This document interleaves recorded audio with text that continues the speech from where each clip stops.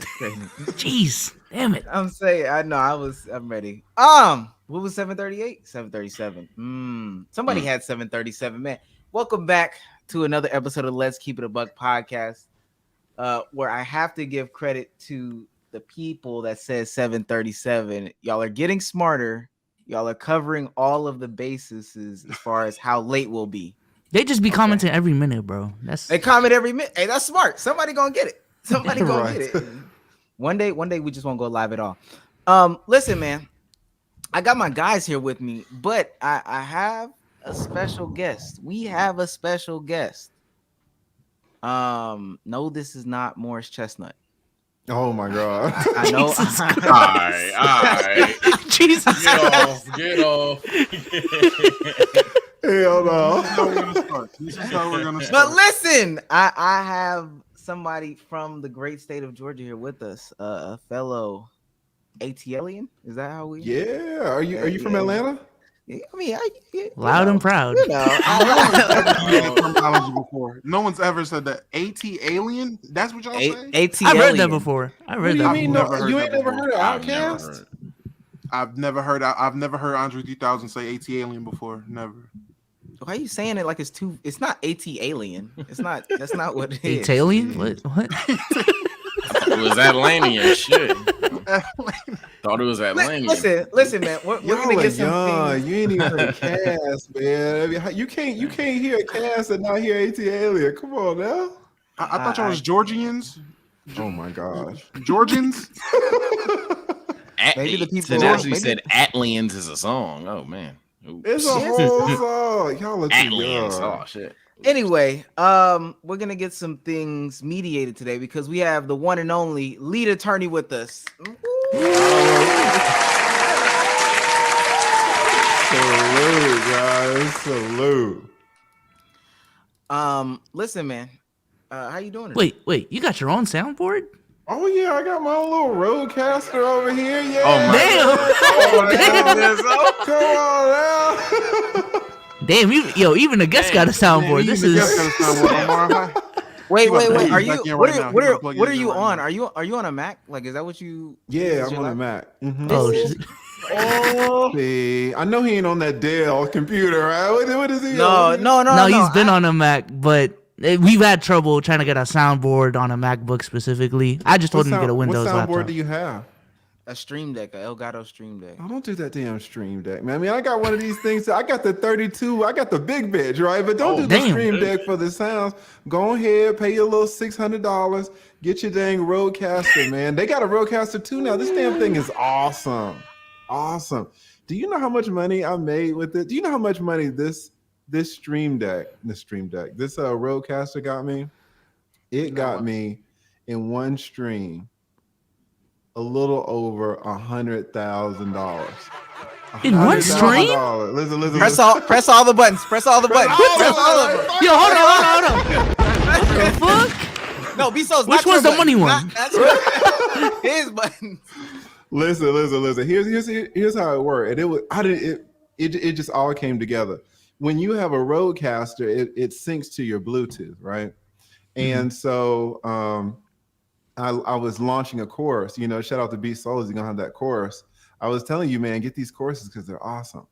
And when I announced that I had a course, I did it in the middle of a stream. And I said, for the first 45 people to buy the course, you get this discounted price. And when the first person bought the course, my Rodecaster can pick up the sound of my email notification. So it did it just made the sound like the bing. And then another person bought it and it said bing. And I was like, oh, thank you for this person. Thank you for this person buying the course.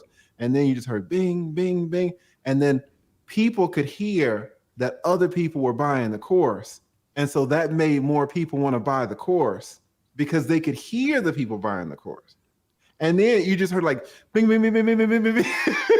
And I mean, Nah, that's that super chat snowball. Hey, we've experienced that. Not You six know what that's figures, like. but well, I had the Chat, course. show if, him. if it wasn't the course, My barber died. My barber died. I ain't gonna lie, chat barber is wooed out, bro. Go I'm crazy. saying let's show him the snowball like Let's see. always around here. This motherfucker added Also, zeros to our special day. it Shit. helps I with was your gonna say- it helps with your cash apps. I don't know if y'all announce cash apps or if y'all get cash apps, but if you get cash apps, you know the little ka-ching thing. You can hear it because the phone is tied in with my Bluetooth. So when you hear the ka-ching on the phone, it plays it during the stream. Listen, y'all need to listen. Come on now. I thought y'all were advanced in this. Now y'all were giving me y'all over here struggling with a damn stream deck. Come on now. Hey, Chad. Let me see if it works.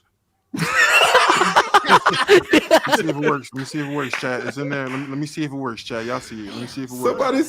Somebody send this man $100 cash app. See if it works. See if it works. See if it works. Oh, man. Real quick, do you know how many $15 editors is in 100,000? Do you know how many?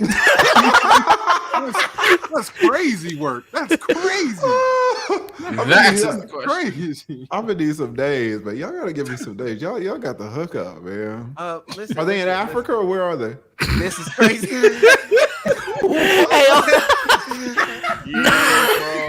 It's the wrong crime. nah, they No, get 1099s. They get 1099s. Oh, okay. So- Hey, no, we gonna call somebody out. Listen. Let me get through my guys. Damo, how you doing today, man? Oh man, I am doing great, bro. Splendiferous. I'm doing amazing. Keeping nifty on 50s, man. B-Souls, how you doing today? Doing well, doing splendid. Okay. Sage, how you doing today? I ain't gonna lie, I was exhausted, but this nigga funny. It should be fun. Let's go. This should be fun. Listen, man, if you're new to this and you want to be true to this, bypass the subscribe button. Hit that join button. $4.99 gets you into the Discord. The Discord gets you into a course we'll be selling. We haven't decided yet, but Look at Damo. Look at Damo, bro. We need a course. Yeah, we need a it'll be the course we're selling. Man. Let's Don't keep know it what about it's gonna be course. about. It might be about making pancakes, but we'll be making a Hey, course. we'll make a course on how to be funny because a lot of y'all need it. A lot of y'all are not There funny. we go. Do Hit the that Twitter join Spaces? button, Yeah. join the Discord. And if you super chat, which I don't think we got one yet, we will stop anything we are doing to read your super chat. We did get an MVP member though. All right now. E3. All right now. Shout out to E3 down. Listen, I want to ask a few questions before we get into today's news that we can't use. Do you still practice law in Atlanta? No, I'm retired, man. I'm retired. I was 20 years in the game doing divorce work. When I started my career, I did a lot of things. I did immigration, did criminal, civil, all that stuff. But then I found out I was better at doing divorce work. That's kind of where I excel. So I just stayed there. But shoot, man, after 10 and 15 and 20 years, I was like, this ain't it. This ain't So it. can I ask, how many times personally did you like go into a divorce situation and be like, yo, I'm gonna make sure this man walks out 100% intact. We're gonna make sure your pockets are okay, champ. Like, how many times did you personally take that challenge? I mean, if you represent a man, you kind of take it on you do that with every client, but it's so hard. I don't know where y'all are. I know in Georgia, man, especially back in the day, it's just not fair. It's just not a fair system. And, you know, if you are a man and you make a lot of money and you're married to a woman who's unemployed because maybe she, got out of the workforce to take care of the kids or she ain't got no job. I mean, you're just going to take it in the ass, to be honest. It's all defense. It's not like, because there's nothing to take. If your girl ain't worked in 3 years, what are you going to take from her? All she got is the stuff you gave her. She ain't got nothing. Yeah. So you really just on the defense, you just trying to keep all the stuff because there's nothing you can take from her because she ain't got anything. Has there been a situation where it was a man who hasn't worked in like the last 3-4 years and it was a woman who made money and it was like, all right, let's make sure you're settled, guy? I mean, you hear about these things, you hear about these cases. I've heard about them, but I've never represented a guy where, the guy was he had stayed at home for 7 years and the woman was making $500,000 a year. And, most women are like, hey man, if I'm making $500,000 and you staying at home and you poor, I'm gonna get a man making $1 million. You know, raise your standards, men. Yes, Damn. yes. Raise your standards, men. Did we not have a conversation about this in Spaces one time, and there was women in there? There's men who stay at home, and they're just stay at home husbands. And I promise you, someone was like, "That is not common. That's not a common thing. That's not a realistic common thing." And they get cheated on. That's the other part that you don't hear. Stay at home husbands get cheated on all the time because these wives don't really respect them. They don't respect them. They'll stay at home, and they're kind of the babysitter. They get transformed from the husband into the babysitter. So then the wife goes out and finds a real man, right? And they get cheated on. Yeah, I gotta get a real 9 to 5. I gotta get a real 9 to 5 because right now I am the home. This is insane. This is insane. No, man, it's so messed up. But then I always try to tell you young bucks when y'all are coming up, now that y'all are coming up, these prenups, everybody back in the day, no one really had prenups like that. But y'all absolutely need to have prenups. I mean, it's just a different age. Y'all are young, man, and making real money. And, y'all have skills. Y'all know how to do this internet stuff. In 5 years, you're going to have damn 15, 20 times what you got right now. And if you get married to some chick in 3 years and, she's got titties, and you're just going to you do that with no prenup and see what happens. It's going to be so terrible. Oh, she got titties and popping a ring. It's crazy. Yo, Sage, damn. She got titties. You got titties. You got the game. You got titties. She got AIDS. Can I ask? Go bad. Are prenups something you have to update? Like, I'm off my bad, Omar. You got it after this. So I don't ask a million questions. But with prenups, I was told before by a former coworker who was scorned by a woman. Prenups are something that you have to constantly update. I didn't know that. Are there different forms of prenups or a type of prenup you can set up to where you don't have to update it constantly, or that's all prenups? Yeah, you don't have to update a prenup. That's just not true. There's a lot of misconceptions about prenups. It's a lot of misconceptions. So many people who get burned. They get burned because they don't have a prenup, and then they'll say, "Oh, well, a prenup wouldn't have worked for me anyway," or prenups don't work. They're only saying that because they got burned.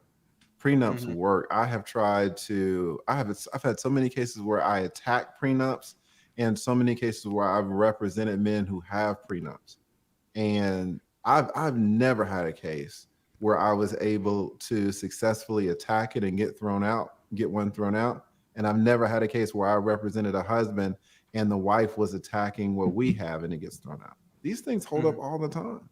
Now you need an attorney to draft it. Sometimes people try to draft their own prenups, right? And that never works. But if you get an attorney to do it, those things are necessary, especially with you young guys. When we were coming up, ain't nobody have no money, man. But y'all coming up in this internet space, y'all on this YouTube stuff, y'all got bread, man. Y'all better protect that shit. These women will take it. They will absolutely take it. And they will not feel bad for it either, to be honest. They'll have you on alimony and all that stuff. I feel it. How old are you? I'm 45. Dang, you retired. I'm about to say, yeah.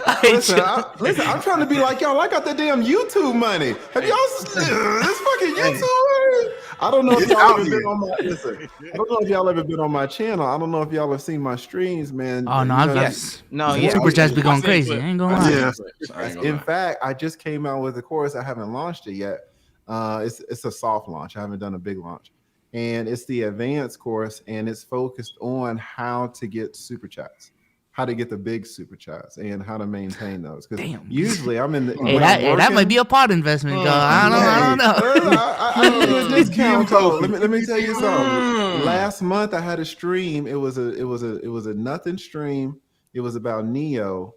Y'all know how much super chats and PayPals I got out of that one stream? I think we went for like 2 hours. It was like 13.5. 13. Talk about Neo.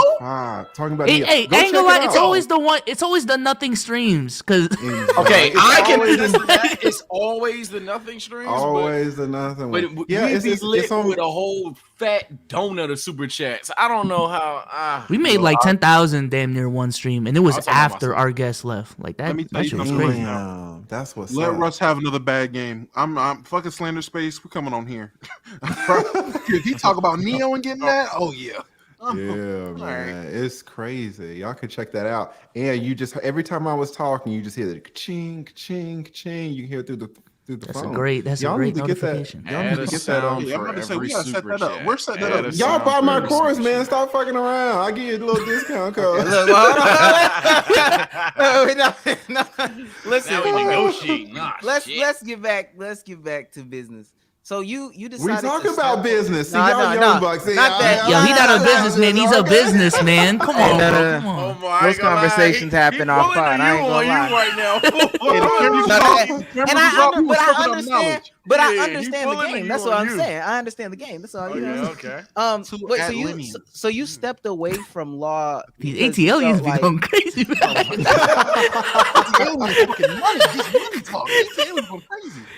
So you stepped away from law because you just felt like it wasn't interesting anymore, or I saw it was based around like the pandemic, but you just didn't want to go back to practice. That was my question. It's like you fight so much. This is like, I mean, you guys see it on TV and stuff, but you only see like a quarter or really like a tenth of the fighting and the conflict that you're doing.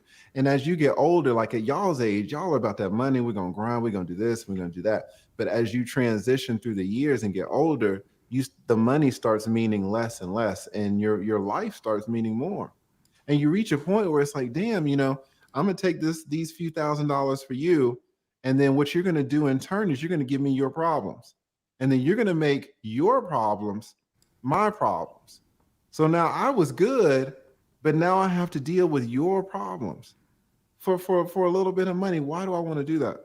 And when you're young, you don't see it that way. You just see the money coming in. But once you're 10 years in the game, 15 years in the game, 18 years in the game, you're just like, I'm good. Like, I don't need to take on your problems, your stress. I'm spending years of my life for other people. I'm not living it myself. I'm trying to solve your shit. Like, fucking keep your money, right? I'll go do something else, but I'll live a stress-free life.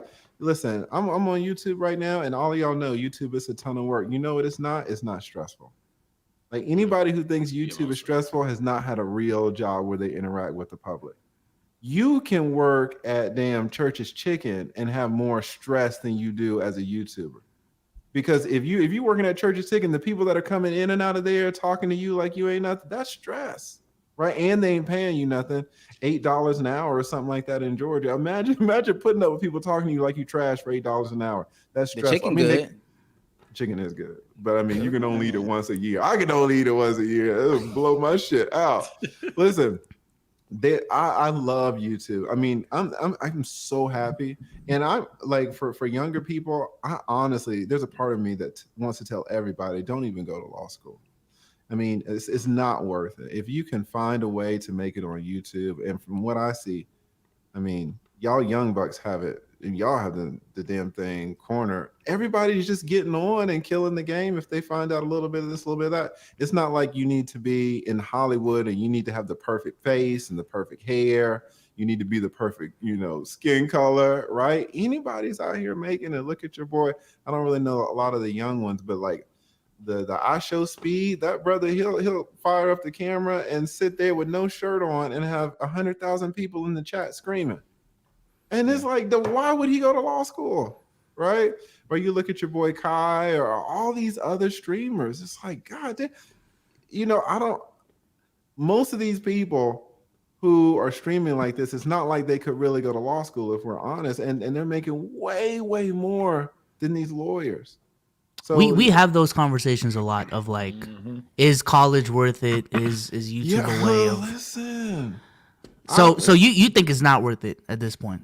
I definitely think law school isn't worth it. Law school is only worth specifically? it. Yeah, because since I went to law school, I don't want to say like medical school isn't worth it. I've never been to medical school. Somebody like, shut the fuck up, you don't know what you're talking about, right? But I've been to law school, and I know what it is, and I know how it is when you come out and you don't know anything about the student loans. Everybody, the law schools now is so expensive. You can graduate easily with $100,000 in debt, and you're making $85,000 a year or something like that.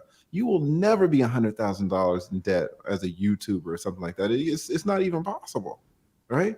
And not making money. I mean, because you come out with $150,000 in debt, you can do that in law school and not have a job when you graduate. So we can. There's a huge part, not huge. There is a part of me that thinks that college isn't worth it for a lot of people, and I firmly believe that law school is not worth it any longer, unless you're like one of these people who at 6 years old you knew you wanted to be a lawyer. If You know, you sound like 6, you sound like, I don't know if you're familiar with her. Her name is like Wine and Chill with Stephanie. yeah. She does like social commentary as well, but she went to law school, maybe did it for, I think she did it for 2-3 years. Her goal was to get her student loan debt under $100,000. And then after that, she stepped out of the game. She stepped out, like she's young too. I think she's in her early 30s, late 20s, but she stopped, practicing law. She said she won't even let her license, she might let it lapse or whatever the case may be, just because it's not her. I let mine go inactive a few months ago. I was like, listen, don't email me, don't send me no mail, don't ask me for no money. Like, I'm so out. Now, if you do something for 20 years, right? That's a long fucking time. I mean, you've earned your stripes, right? But even, if I would have known about YouTube, maybe I would have taken out 5 years and, I would have stopped at 15 years instead of going the whole 20. I think YouTube is amazing. It's the fucking best job in the world. And you can really say that if you worked at another job for 15, 20 years, because then you have the perspective to know, like, this whole real world shit, corporate world shit, going in and out of offices and stuff for year after year after year, trying to solve problems, and it's all stressful and you can't do what you want to do. You don't have control of your time. That's not it, man. Everybody so did you stop your profession due to you specifically being tired of the work, or was it more so YouTube kicked off and you wanted to try this new lane? Yeah, I was getting off anyway. Because I couldn't have lasted longer in there because I was just going crazy. And especially when the pandemic hit, that's when it was like, all right, I'm not gonna. But I didn't know when I started the money that YouTube had. And so it took me a year to get monetized. I didn't know what I was doing. And when after like 12, 13 months, I finally got like 1,000 subscribers. And then like when I had 10,000 subscribers, I was making $3,000 a month. And then I got to 25,000 subscribers, and I was making like 10 grand a month. And I was like, what the fuck? Are you serious? Wait. Hey, so I'm telling y'all, bro, these different niches, bro. Yeah. They got it in the bag. Fuck basketball. Fuck basketball. Nah.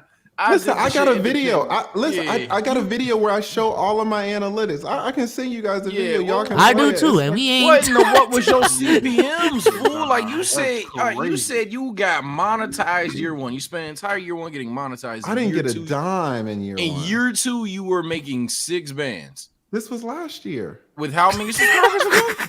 25,000. I had. What is your shit? 40 and like what the hell? Listen, I did a video showing everybody how much, because it was like a journey, because I was surprised myself.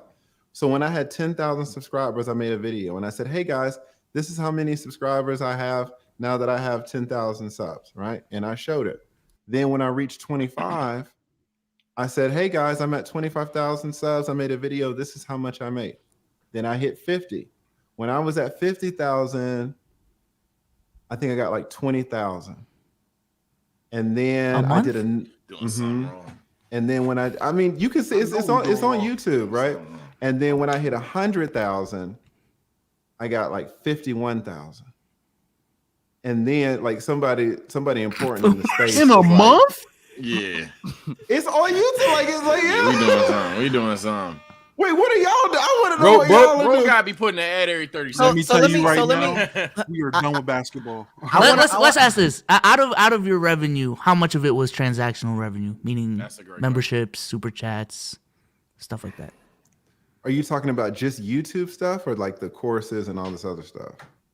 When you were at 25,000 subs, when you were at 25K and you said you made what, 10,000 a month?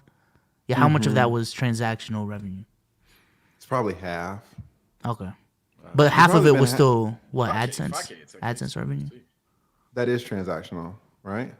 No, I'm talking about like when transactional ads is play super on chats your. and stuff. Yeah. Super Yeah, chats. so like Memberships. half was like super chat. I didn't know about the memberships. I just started memberships. Well, this year I think.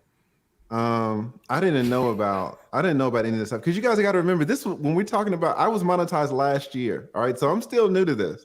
I was just monetized last February, not this February, but last February is when I got monetized. Is when I entered into the program, and so all of the stuff last year was like super chats and the AdSense, and it was about half and half through the whole time. So when did you start making more than what you were making when you were practicing law? I mean, if you take into account what you keep, because for a lawyer to make $50,000 in a month, you have to earn like 150,000 because you got to pay, you got to pay the rent, you got to pay your paralegals. If you've got associates, you got to pay them. Hopefully they make you money. You got to pay your runners, your receptionists. You got to pay a bunch of shit, right? That is one of the beautiful things about YouTube. It's like, I don't have to pay anything. There's like no overhead. I'm looking at you from a $700 camera that I bought 2 years ago, right? And I'm on this damn Mac. I bought the damn Mac last year. I got this little Streamdeck. I bought that last year. Now this, my Rodecaster is $600, but it made me $100,000. So it's like, I mean, it's no overhead, man. I'm not even paying the $15, for the African money. I'm like, I'm not paying anything. They're not from Africa. Are you editors? Our editors are not African. We do not import editors from Africa. We have a couple people overseas, but like in the UK, I'm pretty sure. I'm about to say anything they the Utes. They're African by boat though. So no, I'm playing. No, but that's crazy. That's crazy. I applaud that. That's going full red pill. A lot of people are definitely people just don't know. People just don't know how to make money on YouTube. To be honest with you, people have this perception that the only ones making money are 300K, 400K, and above. I recently saw this Vid Summit video, where this guy he sells Notion templates, $50 each. His channel has 80,000 subscribers, which is big, but not obviously we've seen bigger. And he makes 100K a month. 100K a month off of selling templates. It's crazy. Notion templates. Yeah. He's selling you a fill in the blank. I use Notion, but it's the productivity space, especially in these past couple of years, has definitely like picked up because everybody's trying to regain their focus, I guess, or whatever, find a new way to become an entrepreneur. But Notion templates, come on, $100,000 a month off a Notion template. People are crazy. He must have some crazy ad spend on that though. That's the thing. I knew YouTube was different when I seen Buddy that races marbles, and he's like pulling million views a video, and I'm like, yo, he's making money racing marbles. You can't lose on YouTube, bro. But even on this channel, the money we were making at 20,000, 30,000, I thought that was reserved originally for people who had 100,000, 150,000. So it truly depends on like you building a community. Being in the right niche, because certain niches just pay better. Certain niches have more expendable income and stuff like that. But when you cater towards kids who just don't have expendable income, you're not gonna get much traction in terms of super. So what's y'all's kind of like CPM? Do y'all focus probably more on RPM, right? Since y'all do these VODs. See, I look at more CPM because your RPM is kind of diluted with your super chat stuff. Yeah, because when you do super chats, they take that into account for RPM. So like y'all like gaming channels and stuff like this where y'all have a younger audience. What's y'all's CPM? Usually like 11, 12. We need your audience, OG. Hey man, we need your audience. Listen, mine isn't even great. Once y'all get older and start talking about these damn credit cards, oh my god. No. I think why yours is better though is because you have an audience. And I want to talk about the alpha male thing so bad. But the reason why I think your audience is better though is because they are at least adults who are financially irresponsible. So they have more money to be irresponsible with by super chatting you like 200. Listen, first of all, that is not irresponsible. Hold up now. Super chatting me is super responsible, okay? because you're supporting your content No. creators. I right? agree. Now some of them definitely are behind on car notes though. Not mine. Maybe y'all got poor people over here. That's what I'm starting to see. Mine's got money. That's I'm glad it's turned here. I've always disagreed, man. Super chat. We have a younger audience. We have a younger. I just remember JTR talk. Oh no, I just remember the story about JTR in the Discord talking about, I skipped lunch to pay for my membership this month. Come on, bro. Oh my god. Come on, bro. We have a younger Give audience. that man his $5 back. Y'all fucking around, man. Hell no. And he was fine. He skipped lunch one day. He was fine. later. He ate later. Yeah, he ate later. Bro, alive. JTR, say something in the chat real quick. No, he's not. He's not alive. He's not alive. Trust me. But what's it called? But yeah, I think that's like a big difference too. Because I was studying Kevin Samuels and Pearly Things and whoever else was doing like live streams, and mainly their audience is just an older audience who actually have careers and stuff. Our audience, they get 15 hours a week at Amazon, so I don't expect them to, be free flowing with the cash or whatever the case may be. That's a great point. That's a great point. I got dudes over here, man. The dude and the women. That's the thing too. Women and men, they support me, and I mean they're in the high 6 figures, 7 figures. I got a dude named Thane. He just came on my last live stream. He blessed me with $200 and then another 200, and then someone sent 250 and said, "Put this under Thane's name." And then my man Brandon said, "Yeah, here's another 250. Put that under Thane's name too." I mean, but these are all adults, like I'm starting to hate y'all. I don't hate Boomer though. They're hard. They're hard working. We got Boomer, bro. That's the only one. We got one. Only one. We got a couple that retired already, bro. Hey, Tony, I deadass got a question that we talking bread, man. Let's be real for a second. Let's keep it a buck. Yo, what do you do when a motherfucker, like, let's say Boomer Simp, he always drops at least one on us. Boomer Simp goes away. Like that name, he's always dropping 100 in your streams, and one day he's just gone. Howie, what do you think of that? Because there's a lot of motherfuckers out here that just used to be good or reliable. Oh my god, they gone and they gone. And it's just like, did we fall off? And then we looking at the audience numbers, the growth of the channel, motherfuckers getting plaques and shit. Like, no, we cooking, but they gone. What do you think about that, man? Listen, that happens. I've had people come in and bless the stream, and then they leave and you never see them again. I've had people come in and bless the stream, and then they leave and you see them 6 months later. To me, everybody has like a timeline, a shelf life, right? I mean, no one's going to live forever, and you're not going to have a subscriber forever. So subscribers come and go. But it doesn't matter if a big subscriber leaves, as long as you got, another one coming right behind. Let's get into some of the meat and potatoes. Damo said he wanted to hop into the red pill space, but you said don't do that. Are you saying that because you're observing? I personally think a lot of them are losing their minds, and there's a downfall, or there's a down spiral with a lot of the red pill community people, Sneeko specifically. I don't know if those are your thoughts. I would not. I would agree with your conclusion, but maybe not the reasoning. Not the fact that people are losing their minds, but YouTube is starting to catch on, and YouTube is like, you know what, guys, we're not going to start pushing your stuff. Some of the big channels in the space, they're noticing that their views are way down. Now they're coming over to live streaming to try to pump their call stuff out back mediocre up. Tutorial and reviews. Just say him. Just say his name. Damn. Mediocre tutorials and reviews, but you know what? He's killing the game. His last 6 lives, god damn, 150 plus, something like that. Like, his stuff is going crazy. Yes, but he's one of them. He's like, man, YouTube is not poor man's podcast. Is getting into live streaming as well. So if you're trying to get into the manosphere or this red pill stuff, and you're trying to do it with regular videos, like, you're late to the game. YouTube is already looking at you side eye, like, you know what, y'all need to shut the fuck up.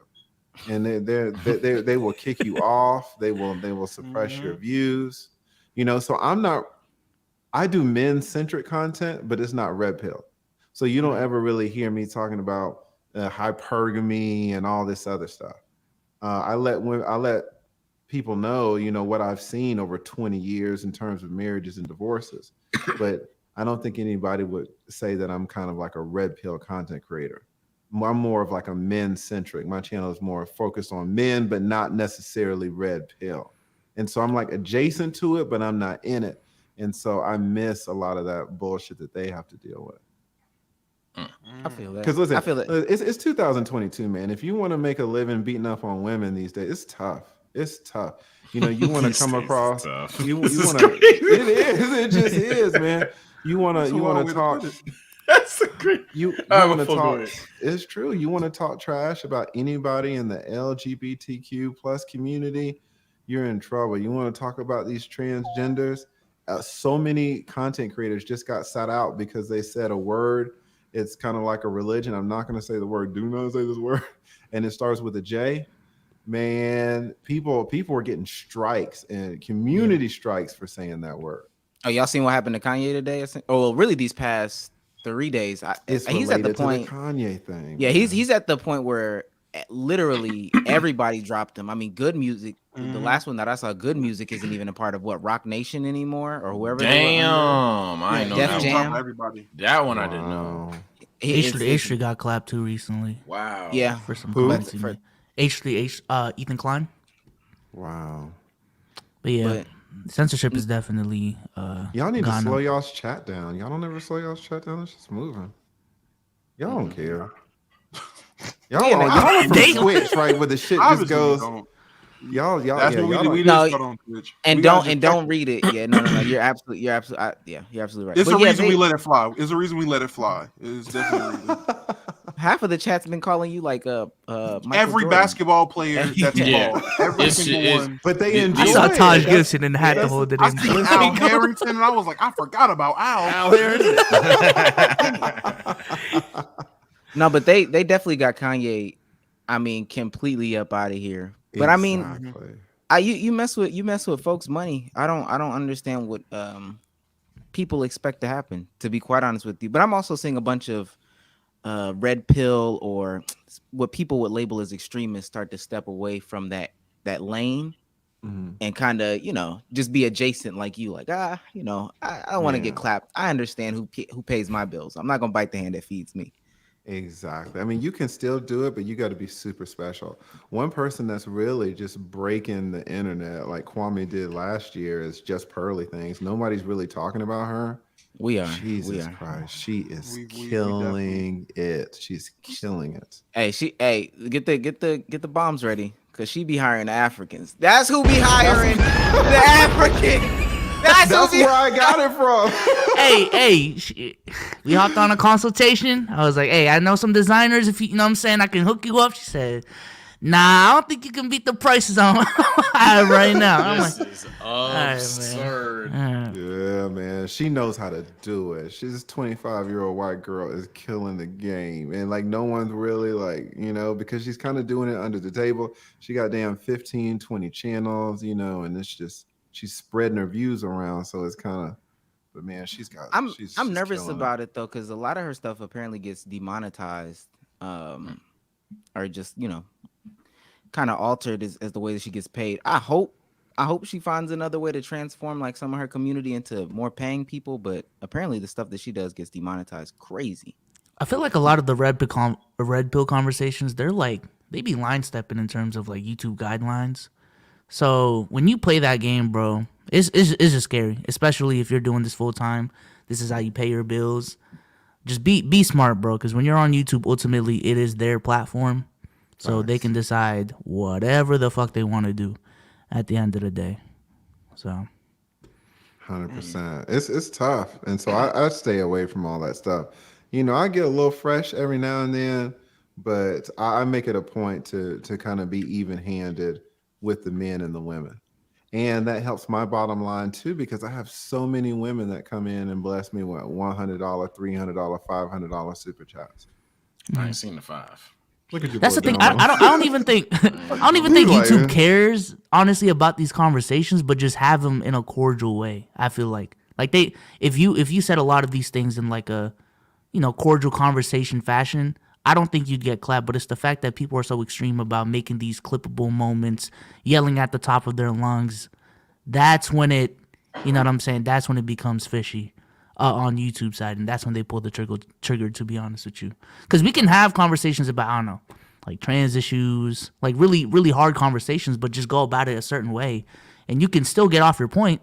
I think Jubilee does a good job of that, right? Like they tackle a lot of really hard topics, but let's just do it in a more professional way where we're not attacking each other, yelling at each other, et cetera, et cetera. Yeah, but if you start to make real points, that's the thing. Like, you know, if you start talking about transvestites and start to make some real points, someone is going to get offended. And that's when it starts. When people get offended and they start mass flagging your stuff. Like, it's when people get offended. Like, YouTube doesn't care as long as no one's offended. But let people start complaining and see what happens. That's very true. Can I ask, because you definitely brought him up, and I just need to ask the Kwame Brown thing. Because last year I felt the way Kwame Brown was going about YouTube was hilarious. Did you follow the whole rise? And I haven't heard much of him since him and Gilbert got into it. So I guess the rise and follow Kwame. Like, did you follow it? Yeah, I don't know about the fall. I think he's still sitting at 400,000. Is he? I definitely follow the rise because I remember, he was getting to the back and forth with this content creator named Tommy Sotomayor, and Tommy had come on my channel. Kwame had come on my channel, and so I followed it, and he was breaking the internet, but he was doing in the opposite way as just Pearly Things. Just Pearly Thing is just quiet, man. She's just getting 150,000 subs a month, quiet. And your boy Kwame, I mean, it was in the loudest way possible. It was amazing. And I actually did some reaction videos, and I got a big bump of jumping on his wave. That helped me out a lot.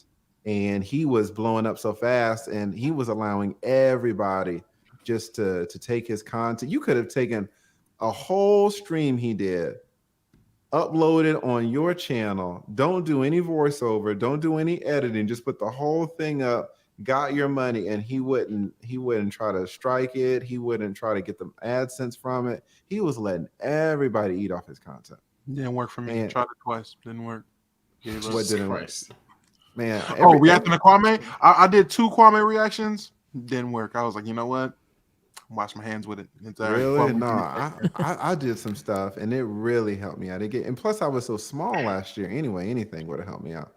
But yeah, and the way he was going at, now he was going in a hardcore negative way. It helped him out that he was going up against a man.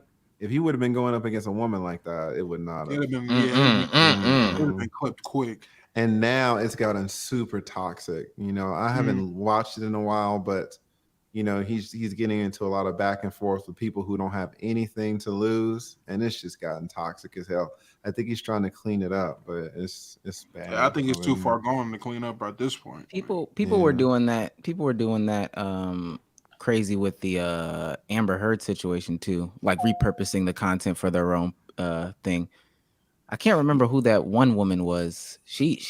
Was she some type of attorney, or she claims to be an attorney on YouTube? Emily Baker. Jesus Christ. Emily Baker. Yeah, put some respect on my girl's name. I don't know.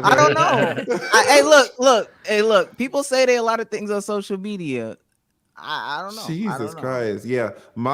Listen, I'm not in there. There's a whole sector of, there's a very small sector of YouTube called LawTube, and it's comprised just of attorneys. And those people came up on the Amber Heard thing. I was a small beneficiary. I'm not in LawTube. So I was probably the very smallest benefactor of the Amber Heard thing. And I think I had a good month, just on like the verdict AdSense stuff. Hey, people were looking for content, man. She was getting like 1.5 million on the streams every single day. That was... Yeah, she ended up getting in 30 days. She got like 250 racks. And then in that month, Ricada got 215,000.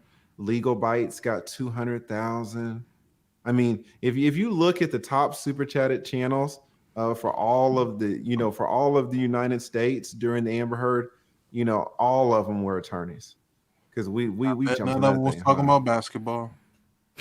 No, man, ain't nobody talking about that damn basketball.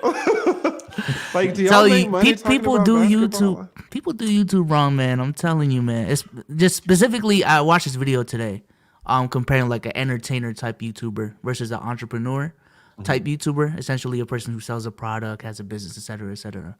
And what the and he worked at YouTube for 10 years. So these are his observations.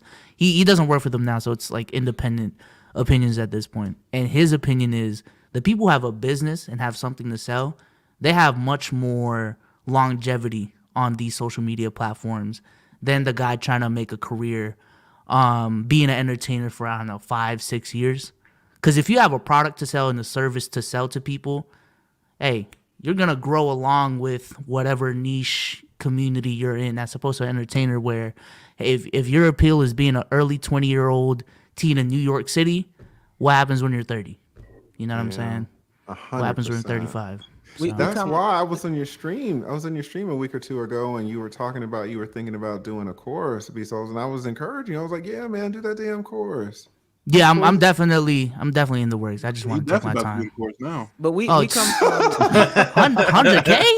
Nigga, I'm about to do a course. I don't know It's just the math. The math, like the math, just comes easy because if you're selling a $200 product, you need 50 people to buy it to make 10K a month, which, in all honesty, is a pretty fucking small number. And then if your conversion is what 2%, if you do the math, you only need like 5,000, 7,000, 8,000 views on a video. 2% of that gets you the number that you need, which is much easier to do than trying to get the Mr. Beast 10 million view video, in my opinion. So that's not even worth it to try to get that stuff. You can just make so much money without trying to get on. And I'm different though because I'm a live streamer, right? So I don't y'all see y'all are all focused on like AdSense stuff. I don't even care about AdSense, man. I care about super chats more than AdSense because it's hard to control my for the AdSense. I don't know. I don't have a lot of appreciation for it. But I know if you're just doing these VODs, these video on demands, like the AdSense, super important, right? You really need that. We come from a school of guys who just the people around us in general, they were passionate about something, just talking basketball or talking 2K or whatever that young men are usually passionate about. And then they decided one day to just start uploading and it popped off as opposed to, I feel like this could be just me hypothesizing. When people get into YouTube later in life, it seems to do better for them. Unless you're going to be on that crazy extreme and like the Kai, like the iShowSpeed, like the Jesser, whoever the case may be. But the ones that are in there like mid to late 20s, early 30s, that get into YouTube, they come into it with a plan. And it seems to work out. I totally agree with that because we've been in the workforce for 15 years and we know how much how fucked up it is. And then like you can be a YouTuber at 25 and I can be a YouTuber at 45 and we can be doing the same content, same channel, whatever. I'm going to be so much happier than you are because you haven't been through the career for 15 years and know how fucked up it is. So I'm gonna be happy when I come downstairs and cut on the camera. Not all the time, right? But you know what I'm saying? There's gonna be an internal happiness that I'm in my home at 11 o'clock in the morning and not out in the office or in the courtroom or something like that. Whereas if you're 23 years old, you don't have that. Like you don't know how good you have it. A 35-year-old knows how good he has it when he's on YouTube, and y'all just don't know. One of my biggest pet peeves recently has been like the young content creator trying to grow, and they just they make these takes about how content creation is harder than your 9 to 5, and I'm just like, you don't. I've been privileged enough to the point where I haven't had to work a 9 to 5 myself, but even just hearing stories from people, my girl still works a 9 to 5. The stories that she tells me when she comes home every day, bro, you don't know what hard work is. You don't have to deal with people talking shit to you to your face, and your job is to just swallow it up, pause, and you know what I'm saying, because the customer is always right and stuff like that. So yeah. I can just imagine how hard a day is. You go to work, you deal with whatever you deal with, and you come home, hey babe, you gonna warm up the dino nuggets? I would be sick. I would be sick to my stomach. Oh my god! Exactly I be making the dino nuggets, man. Chill out. Listen, This is nasty. This is nasty. Yeah, people confuse like long hours with hard work, right? Because every YouTuber knows that there's just not enough hours in you can always put out more content, right? So you can work a lot of hours on YouTube. It can consume your whole life. I remember I had your boys playback on the show last year, and they made a comment or something about how many channels they had. And I was like, what the fuck? How do y'all have all these channels and do all this stuff? They were like, man, it's just all YouTube all the time, right? Yeah. But that doesn't mean that it's hard. It's a lot of work, but it's not hard. It's not like calculus or anything like that, or people screaming at you or anything like that, right? So yeah, if you can give me a lot of work, but it's like no stress and, just editing, doing this, do a fucking thumbnail, get on the stream, man, that's so easy. But y'all don't have an appreciation for it because y'all haven't spent 15 years. Not that y'all don't like it, right? But you just can't appreciate stuff, if you haven't really been through it. Like when I wake up in my home, I'm like, oh, okay, I'm in my home. But what if I had just come back from Afghanistan, spending 15 years over there, right? Now I'm so happy to be home. Whereas a regular person, you're just like, oh, you're home. And when you start YouTube after 15, it feels like you're just coming back from damn Afghanistan, right? So you're so happy. I would be so happy if I was pulling 10, 20 a month. Yeah, I'm about to say the money you pulling. I wake up roses and rainbows. I need that road. I need that road podcast. I'm about to say the road pod. Like the money I'm making.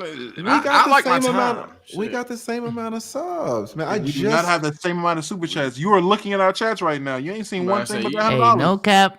Our 200K is different than your 200K. A lot of it was through YouTube Shorts and Meg the Stallion clips. Let me tell you. You asked me what do we do earlier. Let me tell you.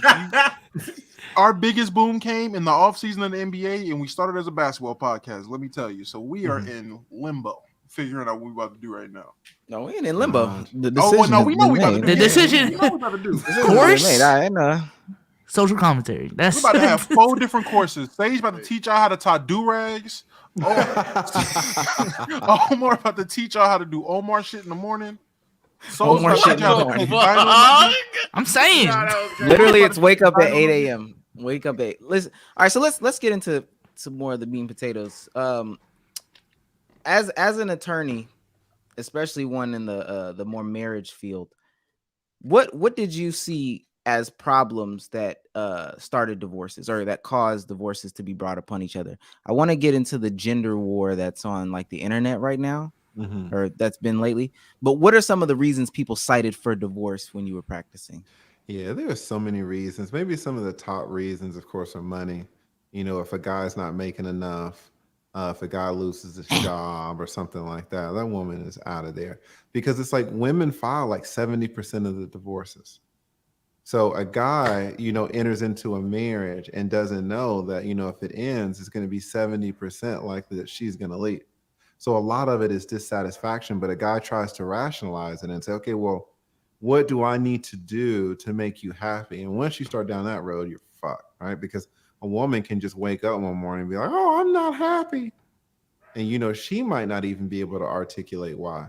So if she can't explain why, then how are you supposed to fix it? Like sometimes there's just no fixing it.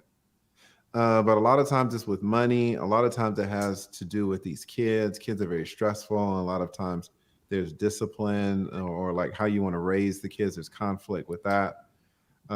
Infidelity. Shout out to the dudes, man. Always trying to get that side piece, right?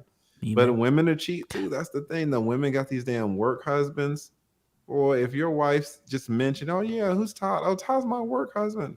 You're shit, nigga. Start packing your bags. I mean, y'all are so young. Y'all don't know anything about this, man. Y'all don't know about the work husbands, man. My girlfriend works virtual with all women. I know about the work booze and shit. I don't know.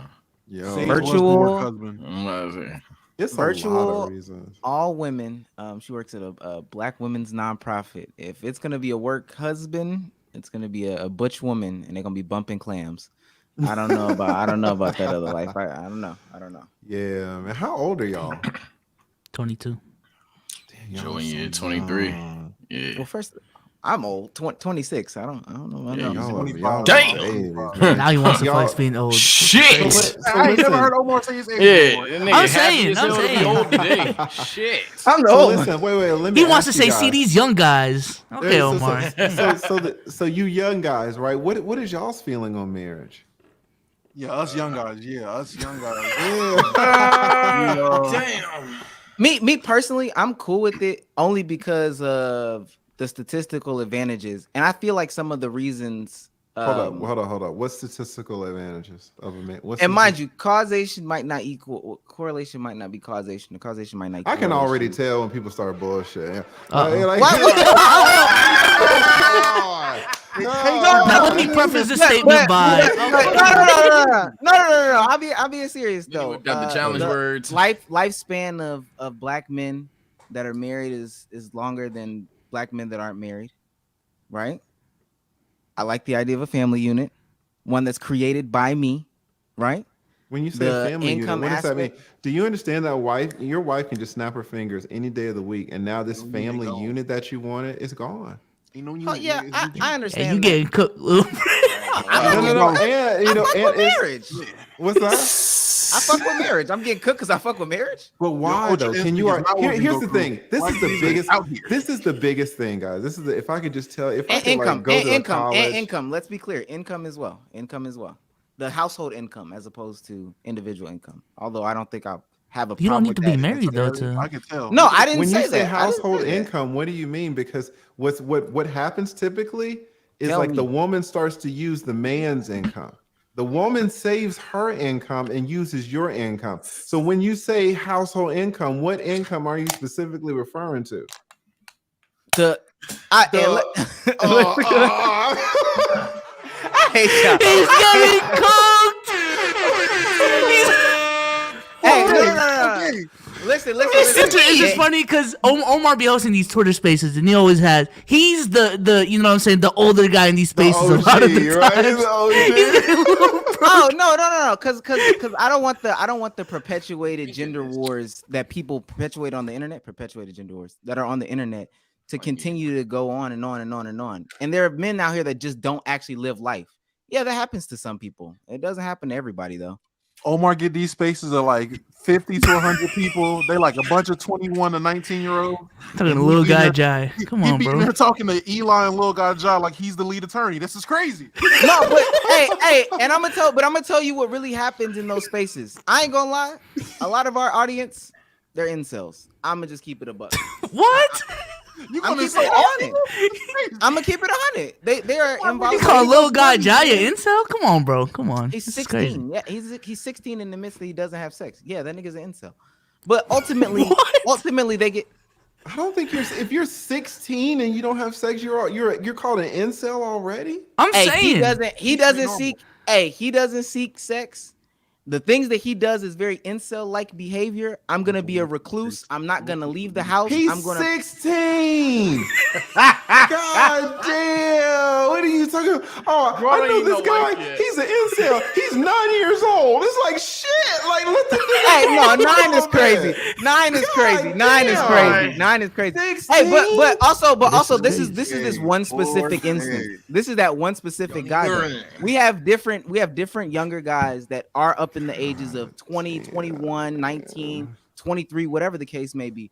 All of them purposely, and this is my opinion, they purposely lock themselves at home, are on Discord, don't have real life interactions. Their main focus is just being at home. They're not creating content. They're not doing anything productive from home. Their main thing, their 9 to 5 is 2K and Discord. So they get on the internet and then perpetuate these talking points from, some random Twitter guy. Yeah, my wife took all my money. I'm scared that my wife will take all my money. You work 14 hours a week. I don't know what wife you'll gain. I don't know what money she'll be taking or X, Y, and Z. Granted, they have a long life to live, but at this age right now, bro, get out, live life. Live life. Yeah, man, Omar. I think you should be a little bit more compassionate to the young brothers. I mean, to be honest, Yeah, man, a 16-year-old brother, you calling him an incel already? Like, Jesus Oh, Christ, man. let this dude, you know, he ain't got no damn hair on his chest, man. Like, let him grow up a little bit before you start labeling them like these women do. You see, you're not really in these red pill spaces, so you might not know. Like, women sling this is like one of the worst things that women try to use to really defame a man, right? Oh, you're an incel, you're this or you're that, right? And so to hear you call, you know, a 16-year-old brother incel is like, God damn, you know, it's kind of Why are you saying he a brother though? Why are you saying he a brother? Nobody said he was. Well, Is he not? I don't know what Right, Jai so- is. I don't is know he what a he was. sister? Like, what is he supposed to I be? don't know. We can identify. Every He time I might. ask, Oh, brother to me is black, so I don't know. Lil Brother Guy me Jai, is- I've asked Lil Guy Jai plenty of times, what's your, like, what do you identify as? And I didn't get an answer. So I don't know what Lil Guy Jai is. I've never got a pronoun. He's a little guy jive, bro. That's Lil Guy- That's all he that's is. Lil That's Guy what he Jai's is, bro. pronouns are Little Guy Jai. It's crazy. Listen, it could be. Listen, it could absolutely be. It's a ton of 16-year-old virgins, right? And you know, maybe when they go off to college, that freshman year, you know, they get that first little piece, and they're like, "Oh my God, this is a lot warmer than I thought." You know, this is good. And then they're like, "Well, let me clean up a little bit. Let me try to get some more of this." Right. And so now at 2019, 2021, they're not incels, right? Because you got to let them grow. Like, everybody grows at a different rate. You got dudes out here that are 14 years old and they're fucking, right? But you got dudes that are like, oh, they're 22 and they get their first, you know, their first piece. No, So I agree. I agree. Look I at agree this with what you're saying.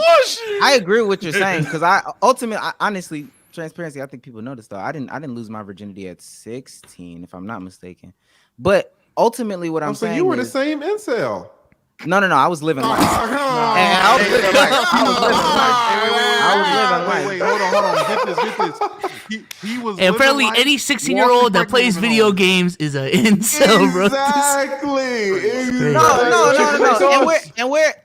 We're focusing on I'm just the fucking with you. 16. No, I know. We're focusing on the 16-year-old. It's ultimately the path that they're like going down that I'm like, man, this is gonna be detrimental. What? If y'all don't go out and He's live basically life. like, you're looking at an 8-year-old. Not I'm worried the about 16-year-old. You keep talking, not the 16-year-old. I'm talking about Okay. the ones that are 22, 23, 24, Okay, all in this okay. Discord. Just, oh man, I'm gonna work in my little warehouse job. I'm gonna come home. I'm gonna get on Discord. I'm gonna play 2K with my bros all day, every single day.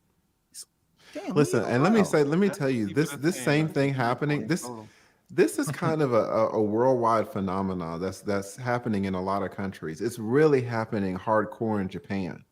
In Japan, they have this phrase called lying flat, where young brothers are like, you know what? Slaving away, you know, at the 667 or whatever they're supposed to be doing. They're working all these hours, 7 days a week. They're like, we're not going to do it. We are going to earn enough money to just feed us for the day. And then we're going to go home, lie flat, play video games, and that's our life. Right? That's our life.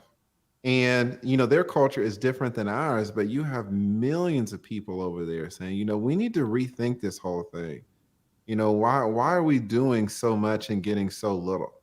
Right. And so as a man who's been around the block, I can understand a dude being like, you know what, these women, it's not really cracked up to what, you know, what it's made out to be. Right. I mean, if you got a girlfriend, like when you first get her, you're like, oh, okay, this is what's up. But, you know, if you see your girlfriend, let's say 19 months later, and she walks out the shower and she's naked, you're just like, all right. Am I wrong? You know, it's not really. Looks But fake. so it's like, I say that. I won't say it's not even ever. the I won't say it's ever a now, but looks fake. not like a but it's Yeah, like I want to you say, just oh like, God. you're like, move out of the way. 'cause What you're is trying to that? watch TV. All right, maybe okay, y'all are young. All right, let me ask y'all when y'all are 30. Here. Let me ask y'all when y'all are 30. I'm about to Nah, say, I'm fucking with you. I'm not. My knees are still good enough to have crazy sex. But what? Wait, I ain't Hey, here. we- Y'all are taking it to another place. That's what I'm saying. Hey, Wait. look, because the coming out the shower naked usually. But I hear what you're saying. I'm saying that it doesn't even have to necessarily do with the advancement for a woman, because I don't even think that they should be advancing for a woman. Advancing for a woman is like like that's stupid. That's ass backwards. I would want them to advance themselves for themselves. just to get out of the situation where I routinely make enough money to where I can eat today. I'm working to get $678 so I can get a number one at McDonald's. And then if I make $678 to get a number one at McDonald's, I'm cool for the day. I think that they should be trying to advance themselves for themselves as opposed to for somebody else. Fuck whoever else. I hear you. I hear you. We should get to some of these super chats though, real quick. Just a little bit. What do we get? Let's get a snowball rolling. Hold on. Yeah. Kevin Malk says this is a super chat. Salute. We need like a money chime or some shit. Yeah. Now, mind you, this is like y'all need a roadcaster. Y'all making all this money. Go and get this roadcaster. The Bulma Simp says, for a new skillet, fry this man.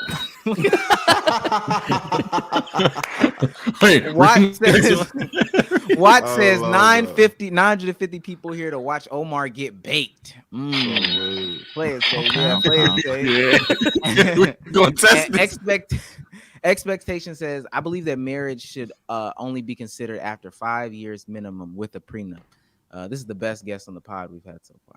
I like that. I like that idea. So many people jump into marriage after 12 months with no prenup. He's exactly right. Let me tell you something, lead attorney. I've never seen somebody come in and get as much hate as us from this person right here.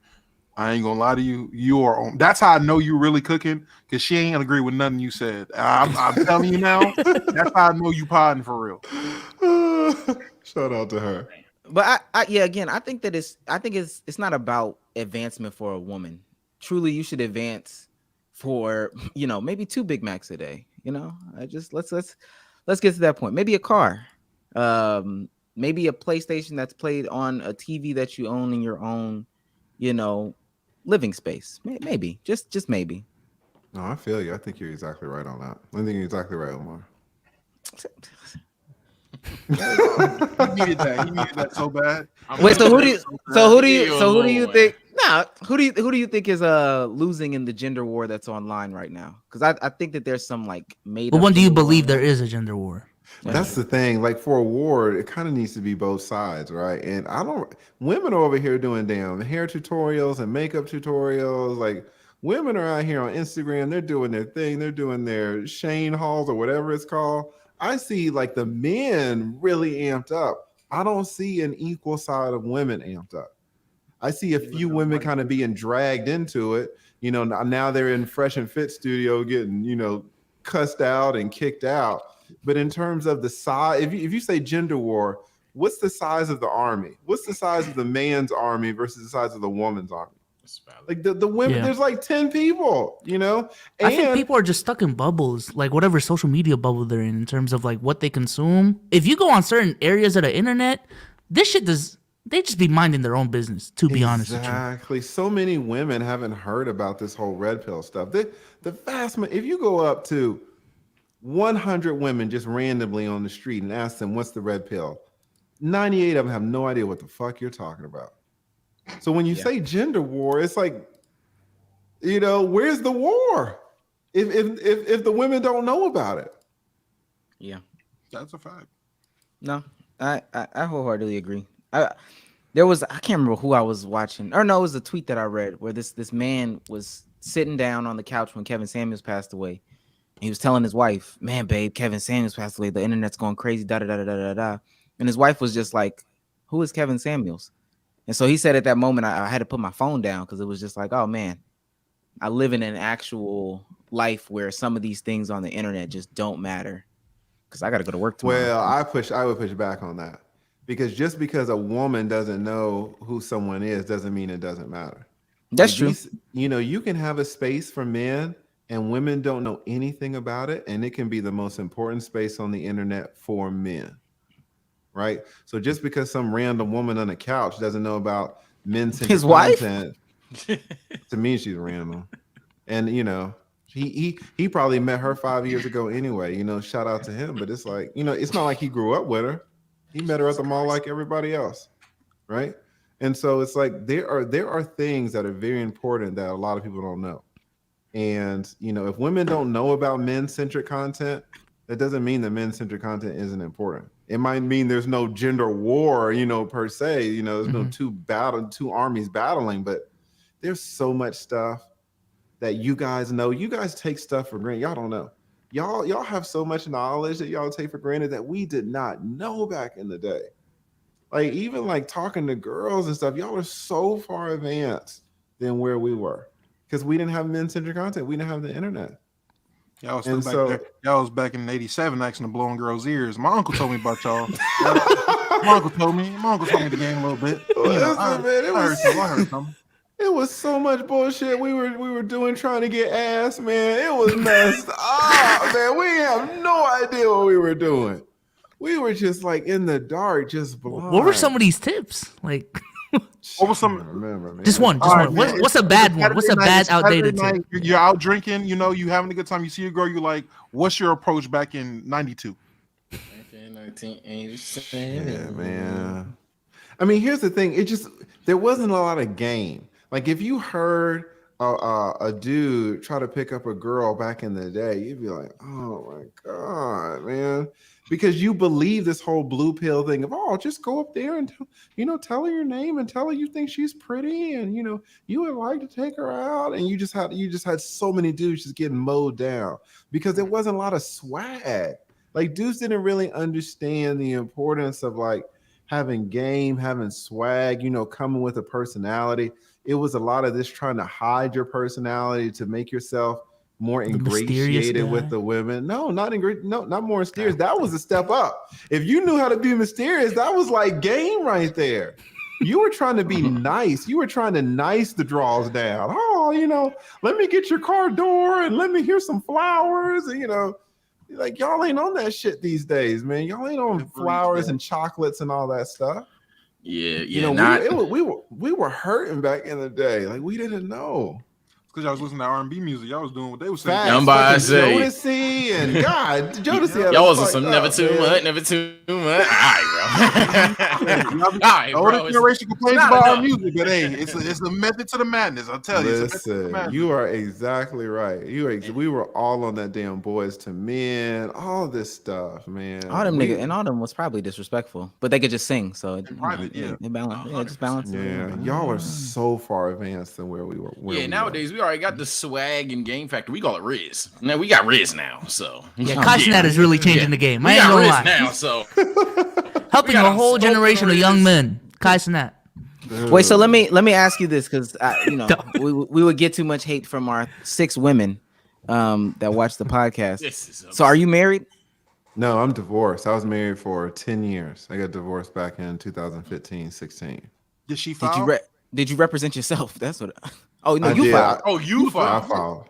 Yeah. Damn. I drew up my divorce documents in my kitchen. I was like, girl, if you don't sign these damn documents, I gotta get out this bitch. She came downstairs, babe. What you doing? Oh, nothing. Don't worry about it.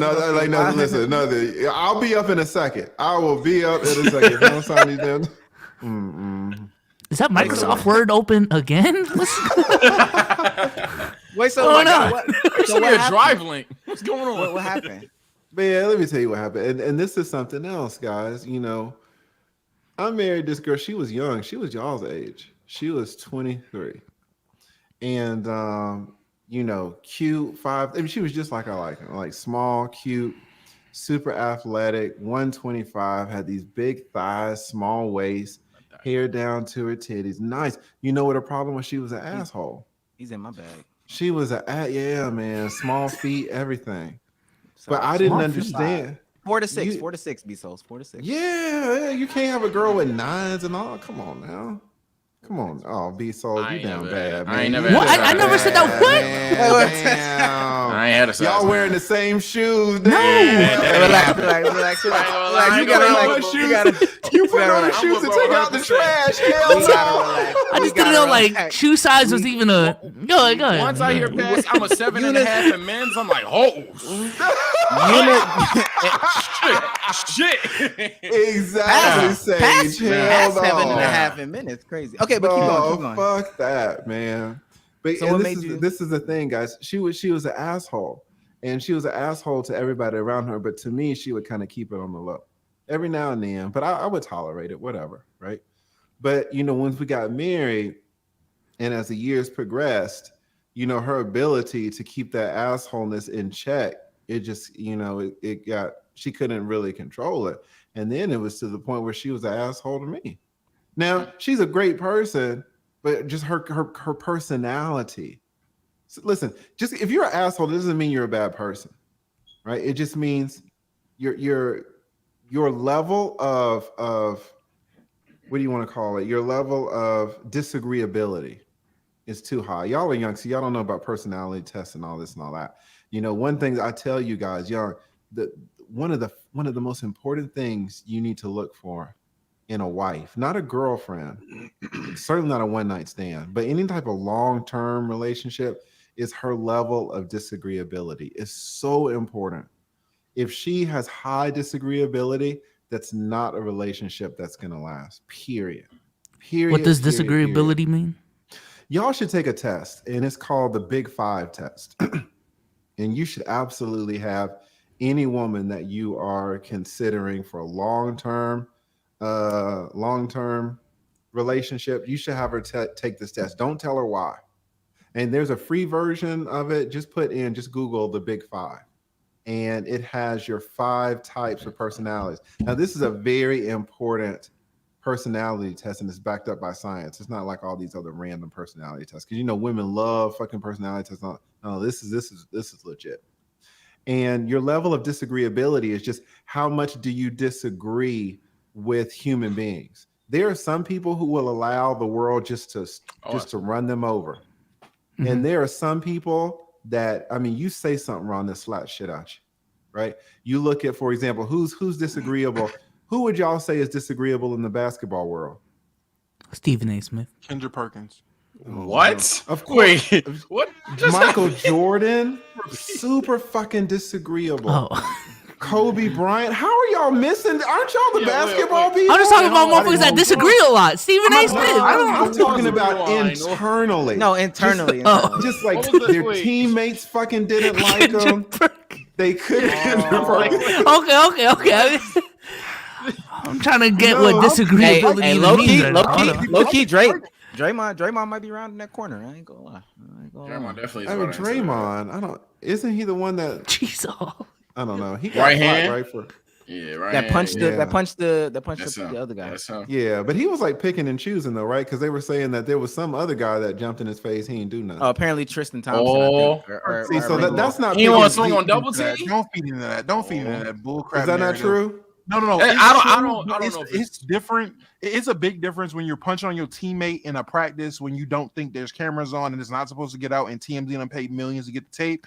And when you're on an actual basketball court live on TV in a sanctioned game, you're losing money. You're getting fines. You're getting suspended. You're right. You're 100% right. I didn't think about that. I didn't think about that point. Reggie Miller, Richard Jefferson and Reggie, I think both of them said something about it recently. A lot of the reasons why we don't see players socking each other on the court is because you're not getting just a regular foul and you're sitting that game anymore. You're getting fined $500,000. You're missing 2 games, which is like another $2 million if you're a big name player. It's just not worth it. You might see a rookie do it. They're not used to this, but Draymond Green, who's on a max deal or a big deal for his type of player, bro, I'm not missing out $2 million because Tristan Thompson's mad I said he cheated on his wife. Like, I'm not losing it. That's a great point. I didn't consider that point. That's a great point. Yeah. A lot of people who excel in sports are very disagreeable because they have that competitive edge. And to be disagreeable in a man is a good thing. The vast majority of men who make the most money, they're disagreeable. The vast majority of men who have the most women, disagreeable, right? Because they think about themselves. They are not concerned about pissing people off. The people who negotiate the best for themselves, negotiate salaries, negotiate promotions, disagreeable. So being disagreeable can have some excellent qualities, but mostly in a man. In a woman, you do not want that. Now, for the woman herself, it's good to be disagreeable in terms of her career, right? Because she's going to be able to, surpass her competition and all that. But in a relationship, you never want in a woman where there's a fucking competition in your relationship as to who's going to be the best. That's a death sentence for a relationship, because men don't want to compete with their women in relationships. Men want peace in their relationship. So No, go ahead. Finish. No, I was just gonna say. So look for the disagreeability level in your woman. That's so important. No one's gonna be able. They don't really talk about this stuff in the red pill. And I'm not really even in that whole red pill stuff. I've got a different take because I've seen relationships, marriages fall apart for 20 fucking years. Like there's no 20-year attorney on YouTube. Y'all are talking to the only one. So I have a very different perspective than people who talk about theories and shit. I've been dealing with this my whole adult career. So I see things differently. And the stuff that I could tell you is not stuff that you're going to see on anybody else's channel. So if I don't want to say you're anti-marriage, but if a young guy and a young girl were coming to you, let's say they're like 23, 24, and they're coming to you saying, I want to get married, would you advise them to hold on, just stay with each other just a little bit longer? Probably 23 is fucking young, but I will tell you, I'm not anti-marriage. In fact, I had a girlfriend.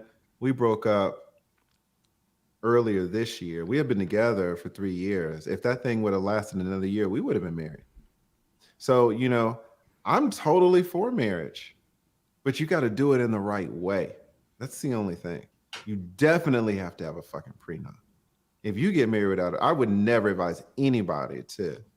I wouldn't. Here's the thing. There are certain cases where as a man, it benefits you not to have a prenup, but those you'll never see them. So for example, let's say Oprah asked me to marry her. I'm like, bitch, we ain't having no prenup.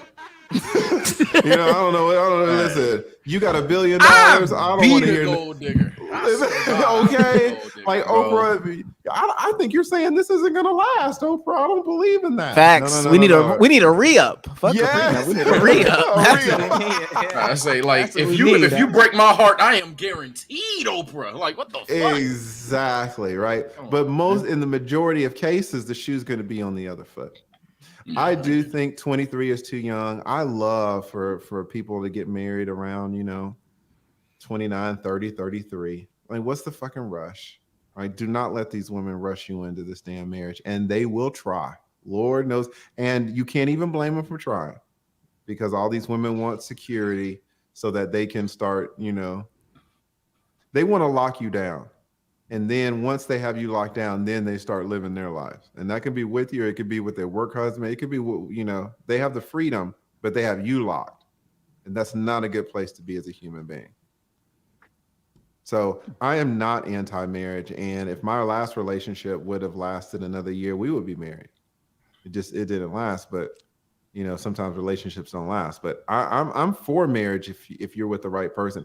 If you're with the right person, not necessarily the marriage itself, the institution, but just being with the right person can improve your life tremendously. I'll definitely agree with tremendously. that. That's what I was saying. Oh my God. Yeah. So I'm pro marriage. I'm kind of pro divorce too, because I do not think men should be suffering. You guys don't know this, but men suffer in marriages quietly. They don't talk to people about their suffering. And they just, they'll just drink and, just try to get on Xbox. Y'all laugh at, 19-year-olds playing Xbox. There's a lot of fucking 40-year-olds out here playing Xbox. Whoa, true. Don't say y'all. Yeah. Right? I have the belief until you like grown, bro, live your life the way you're going to live it. I ain't going to judge nobody. I don't. Well, let me say, I don't think, I kind of am. What the amount is excessive. I think that they use like their games as a coping mechanism for whatever's going on in their life. Yeah, which is cool to an extent. But I hear what you're saying about making pro men spaces though, because those could be the spaces. Well, and that's what the Discord is for a lot of like our younger audience. You don't have to go on your Xbox live chat and yell at people all day. You can actually talk to maybe another 19-year-old who's going through some similar situation, figuring out life and stuff like that. Yeah, I agree. I agree. But, I don't think if you're older in a relationship, trying to get on Xbox because you don't want to, spend time with your wife, or you're hiding from your wife in your little man cave. That's not the way to do it. You just need to get out from around what's that woman. What's the space? What's the space for men? Because I have this theory, especially as you get older, it gets harder to make friends. And men, like, there's already like a joke about how surface level male friendships are. But as you get older, like if you don't go play basketball at the park or go to a barber shop. I don't think you go to a barber shop, but like, where are you supposed to see? Shots fired. This is crazy. No, I'm saying, hey, look. Hey, my barber died, so I don't go to a barber shop either. No cap. But it's just, where do you go and find? My barber died. Hey, that's a real story. But where do you go and find actual male friendships to talk to when you're older? Yeah, you just got, like you just said, though, you just got to do activities. You got to get out of the house. So whether it's going to LA Fitness to shoot ball, or, you know, joining some rock climbing club, or joining some travel club, or, you know, doing something, going to the pool hall, you know, doing something. Now, a lot of men are finding other men through the Xbox, right? And they're developing friendships online. So that's part of it. It's just so easy. You guys know it's just so easy nowadays to stay in the house.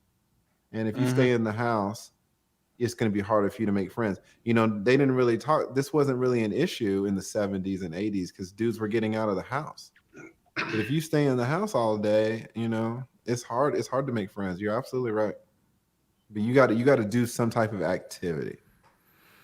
I don't even think it's hard. I don't even think it's hard to make friends. I think it's just hard to move socially once you have to get out of the house. So let's say you're all friends over the Xbox. Y'all like, you know what, we're gonna meet up, and then you meet up, but none of you have touched grass in 5 months. So y'all just meet up and y'all just sitting there like these doing nothing.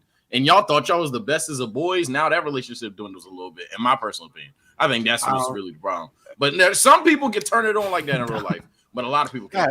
That is not true. When we got in Atlanta, the moment we got in the car after the air, we touch grass. I know what chat think. We touch grass. I'm about to say, we got in Atlanta, we got in that car ride. That car ride alone, I was like, we're gonna be all right. We're gonna be all right. But you didn't have any, restaurant. Okay, so be real. You didn't have any anxiety in the sense of like, what if one of these niggas is weird? Because I definitely was like, what if somebody's weird? I definitely had that. I had that moment. And then I seen you, Sage, and I was like, you know what? Fair enough. Fair enough. Are you like, Sage was the first guy. Sage was like, the first person I seen. We were the first people to meet up. You know, I saw Sage. We ate. You know, where'd y'all go? Burger King. Well, airport Burger King. Oh, you think when we all made up? Atlanta. Atlanta. Atlanta. They came to Atlanta because we did our first in-person podcast on like the peer-to-peer set. So yeah, that was our first time meeting in person, and we met some subscribers, members to the community or whatever. And it was all cool. Like a meetup. Okay. That's what's up. I had a meetup restaurants in 2 days last year at Fogo down on Piedmont. So it's cool to meet people. That's awesome that y'all do that. What state are y'all in? I'm in Massachusetts. What's that? North Carolina. North Carolina. And then you, B-Sauce? Massachusetts. Okay, and then you, Sage? Maryland. Sometimes I'll be in DC, mainly Maryland. Okay, so y'all all over. Well, kind of East Coast. East Coast, yeah.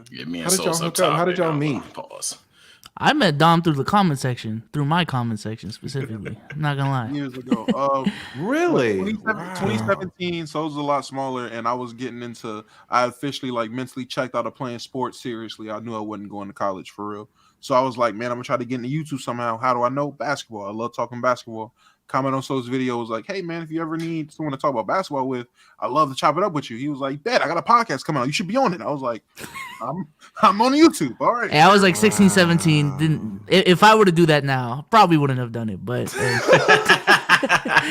hindsight, that's a crazy come up, bro. Craziest thing in the world. Glad it's a crazy come up. Wow, that's amazing. And then I think, well, B-Soul's origins are basketball. And then I guess he knew me from my brother, whose origins are in basketball. From Playback, Low, Legend of Winning. The black one. What? Is he frozen? Oh, no. No, I'm saying the black one. I'm looking for the confirmation. But yeah, Low. The guy with the glasses. The guy with the glasses from Playback. That's my brother. So I guess his origins are basketball. Oh, I see that now. Damn, I see that now. Yeah. That's so. Damn, I didn't see it, but bro, I see it exactly now. That's what's up. What are the similarities? Like what? Just which facial features? Like just the skin tone, the nose, the eyes. That's the face. Yeah. Oh my god, this is crazy. But yeah, I've never seen your face and thought of Low. That's crazy. People say that. Don't see it? I absolutely see it. Put glasses on this nigga. That's him.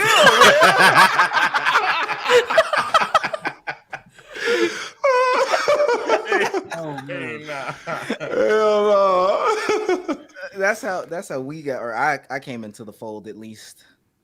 Yeah, man. Yeah. So Souls and another NBA YouTuber kind of just randomly put me on with the entirety of NBA YouTube in one night while I was live. It was the craziest shit ever.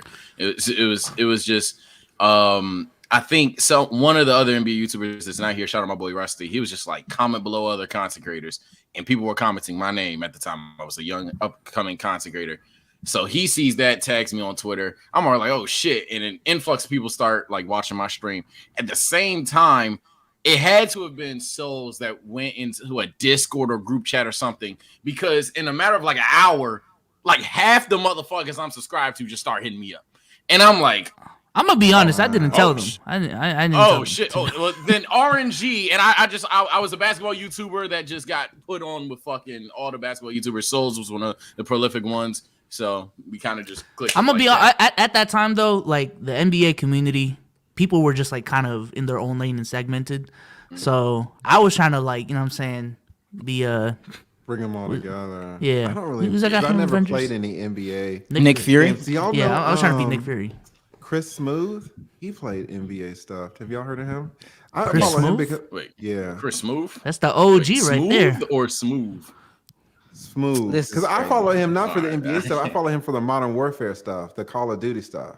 Yeah. That was a Y'all- good time. That was a good time. Yeah, man, that was awesome. I was a modern war Negro if I'm watching COD. That's me That is personally. very true. MWN Yeah, Black and Proud. I was an MWN. Really. Uh-huh. I watch So look- Chris Smooth all the time. Before we bring some people up for the question and answer segment, I want to know, because you seem like a OG that people should be listening to. Facts. But for the young men out there, I'll pat myself on the back. Y'all need to listen, nigga. Fair enough.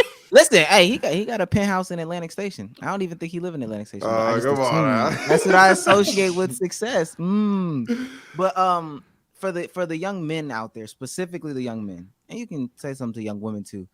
What are some points of advice, some things that they should avoid, some habits they should build right now that'll benefit them later on in life, from an individual and a relationship perspective?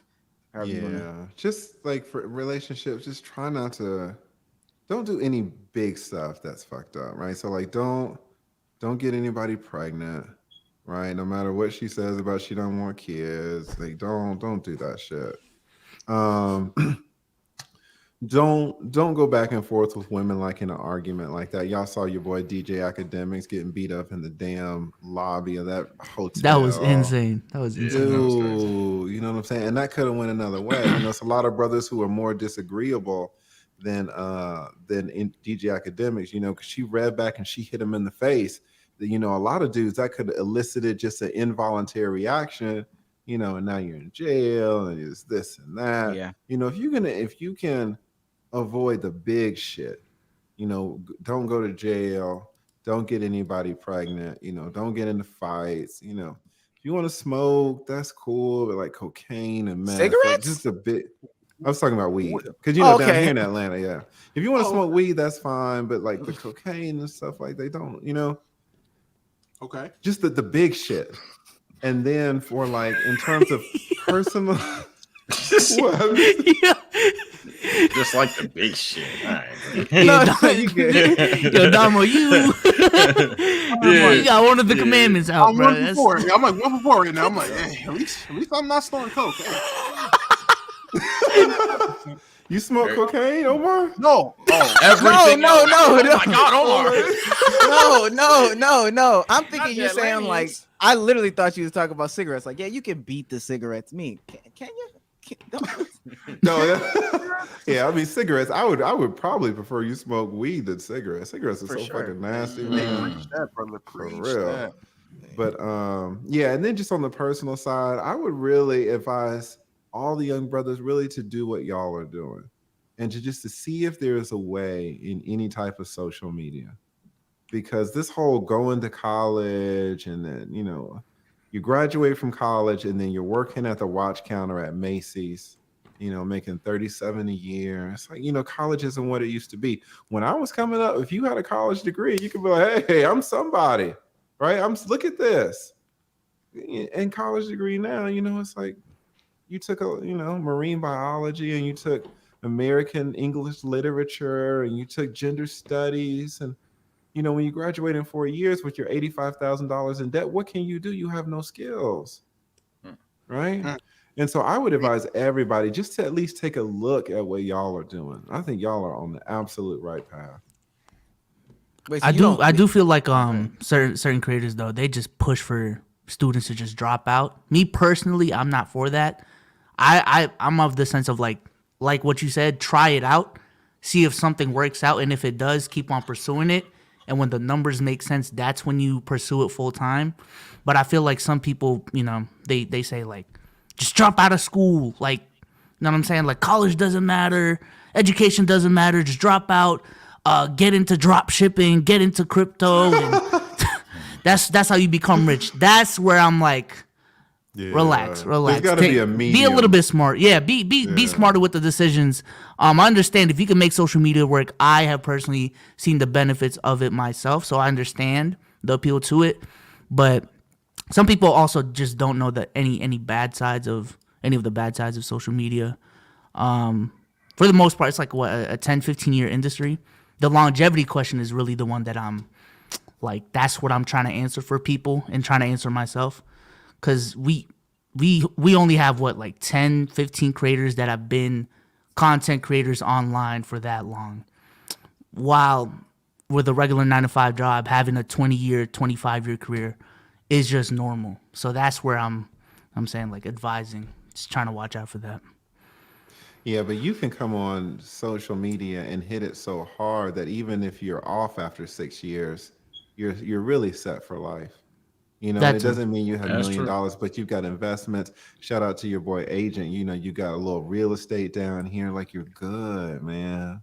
And then, you can kind of take your foot off the pedal and do other things. Like, if you're on social media for 7 years, you get 7 years of social media money. Like, you can if have you're smart. Yeah, if you're smart. Some people just max out at 300K. You know what I'm saying? They don't get to the millions. 300K a year? No, I'm talking about like 300K subscribers, 400K. Their bank account has 300. Oh, never mind. No. I'm talking about they max out at 300,000, 400,000. They never get to that millionaire status. Maybe their annual income is like at most 90,000, 95,000, which is good, but yeah, I'm just confused. Are you when you say 300,000, you're talking about the money or the subs? Subscribers. Okay. Like that medium level, not mega star YouTuber. You know what I'm saying? But see, if you don't need to be a mega. Do you consider me a mega star YouTuber? I was just gonna say that though. I was just gonna talk to him, Omar. Well, no. I'm gonna. If we add the context based off of what we were talking about earlier, the 300K in a realm where you're like solely AdSense driven, your only source of monetary, like your income is AdSense driven, it's a different level. But see, like in the CPMs and RPMs are different or whatever, but the for you 200K means something different. When all of your not all your income, but most, like half of your income is transactional through super chats. You get some AdSense money here, but you've also built an audience where you can start selling a course. Over here, you might course that you got another course, a third course, and you can do affiliate. 2 locals, like 2 Patreons. You got 2 Patreons. Do y'all know what locals are? What locals is? Sounds like a Patreon alternative. It's a Patreon. It's exactly what it is. So many people, Patreon. You know how YouTube kicks people off because they don't like what they say. Patreon does the same thing, and so a lot of us have moved over to locals. So I started a locals. Do y'all have Patreon? We have YouTube memberships. Man, what are y'all doing? Y'all need to get all these. It's every time we push the button. Listen. I'm gonna tell you what it is, and being real, be real. Honestly, I don't care if we show our numbers right now to the viewing audience. I'm personally of the belief, and I've said this to these 3 right here. Our audience is not the audience that will translate to a lot of these other apps. Now, if our audience was older, if they had consistent jobs or something like that, I think it would be fine. But we have a lot of audience graduating, just not getting into college, not even just getting into college. Yeah, getting their first job, or they're already comfortable in the YouTube environment. Like they consume YouTube content. So I think that demographic is not one that will. Do y'all have a Patreon or no? No. Had one. See, We have a membership. Tell the We have truth. Tell the full story about what happened when you tried to do a Patreon. We tried to have at one point when we were in the early makings of the pod, we tried to branch out and do just behind Patreon and everything like that. Had a whole plan with that. Tried it, failed miserably. A terrible plan. Did not really correlate like that. With the viewership, the audience didn't really switch over anything like that. And then we end up going to Twitch, and then from Twitch to YouTube. So we haven't really touched Patreon since. listen, But honestly, our Patreon alternative is just YouTube memberships. That's all. That's all it is. Because that's what YouTube memberships is. Yeah, basically. Yeah. yeah, but it's so much worse because they take 30% of your money, right? But And our Patreon takes, like, reasoning for that 8%. though is the fact that on YouTube is native, so people don't have to go on another app, sign up, etc., etc. And It's there's true, also listen. gifted memberships as well, so people can gift like 25 members right now. You I can't have do that on both. Patreon. I have both. I have memberships now. I have memberships and I have the locals. When I opened my Patreon, I said, let me just open it. The first month, and this was last year, I had less than 100,000 subs. The first month, I got $2,000. The second month, I got like $4,000. The third month, it was like in October, November, it was like $6,000, and it went up to like it hovered around $8,000 or $9,000 per month, right? And and you can have and then after that, I switched over to local, so I have 2 locals now, but I still have my members. So I treat my members differently. Like I see y'all aren't really shouting out your chat. Y'all need to take my fucking course, man. Y'all are missing money. Like y'all aren't really doing it like the way to really maximize y'all shit. And you can say, oh, well, it's because of my demographic, but I don't really see y'all doing what I'm doing to maximize my super chats. Like I don't think y'all have thought about it like a. I think Yeah, I think we, you know what? I think well let me say. Let me just show this though. You say you read the super chats, right? But Yeah. do you discriminate in terms of the dollar amounts? Like if someone leaves a We've had because- disagreements. y'all are missing money. Y'all ain't doing it right. I Hey, saw hey, y'all read $100 super chat the same way you read a fucking $5 super chat. Imagine. I imagine. Hey, we getting cooked. No cap. I imagine. We getting cooked. Nah, Sage. Yeah, we are a unit. We move as one. Hey, Now I fucking bet. Hey, Sage, we got sick of seeing $1.99 super chats and they doing it from the iPhone. We got sick of it. We got sick of that, Sage. We got sick of reading all of them, man. I was the one that eat my shorts, nigga. and again, Man, there's it's also crazy that, lagging. nah, This I'm is not crazy. gonna- But ultimately, I do agree with what you're saying to an extent. I do still think that for us specific, because we've thought about this, we've had conversations. Listen, and we we've hashed agree. it out. You say you agree with Yeah, me we to agree, an we extent. agree. We agree 100%. All I'm saying is, did you try it? You said y'all tried it, didn't work. Fine. Before I knew about Cash App, there was this other thing called Buy Me a Coffee. I did that shit for months. No one bought me a fucking coffee. Buy Me a Coffee is like a Cash App alternative. I didn't know about Cash App. So I said, well, let me do Cash App. And I started getting Cash Apps. So you're going to try stuff and it's not going to work. Fine. I just didn't know you tried it. If you say you tried it and it didn't work. There's a I don't have any plethora of problem things, with but that. also I think again, I think when we age, if this is something we plan to do, because I also am not of the school of thought that you have to be like some crazy YouTuber to make this your life. Like truly we could do this for the next 10, 15, 20 years. As we age, why you say that? You ain't gonna be on here 20 years. The same guy, listen, the same guy that B Souls talked about, the guy who worked at YouTube, came out with a video and basically said, all you fuckers are gonna be on here from 5 to 7 years. And those are the successful ones. The successful ones are gonna be on here 5 to 7 years. Like you top out. Like I might be speaking in a different capacity though. I'm not necessarily saying as an on-camera presence either. So I'm not 1,000% talking about as an on presence. And here's another thing presence, too, because if you're successful for 5 years on YouTube, do you know what that money looks like? I was just monetized last year, and my money, like if I get the same amount of money, if it just grows a little bit every year for 5 years, you'll never see me again because I'm going to be living my life. Because YouTube, again, it's not stressful, but it's time consuming. Right, I could be in Las Vegas playing poker or something, fucking around with these whores, right? Like I could be doing a lot of things, right? You know what I'm saying? I could be doing a lot of different things. So playing it's like poker with the whores is crazy, and the cocaine. Shout out to Omar, right? It's like I could really be doing it. I could be doing it up. You know what I'm saying? So it's like that's new Omar lore, chat. That's crazy. new lore. Hey man, new lore in the community. Omar, Cocaine Omar.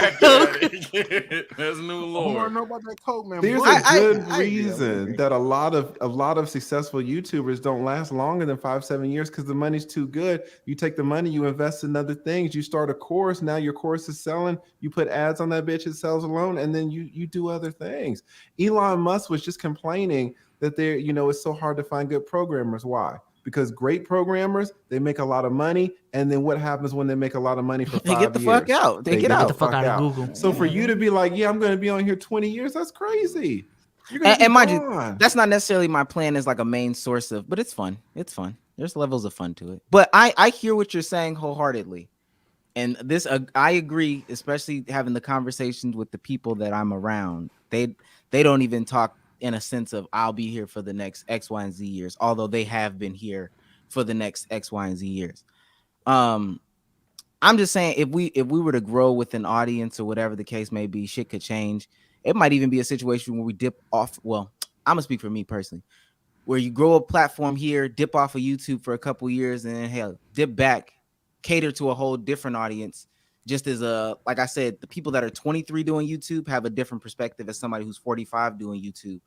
And now you have something different to sell to them.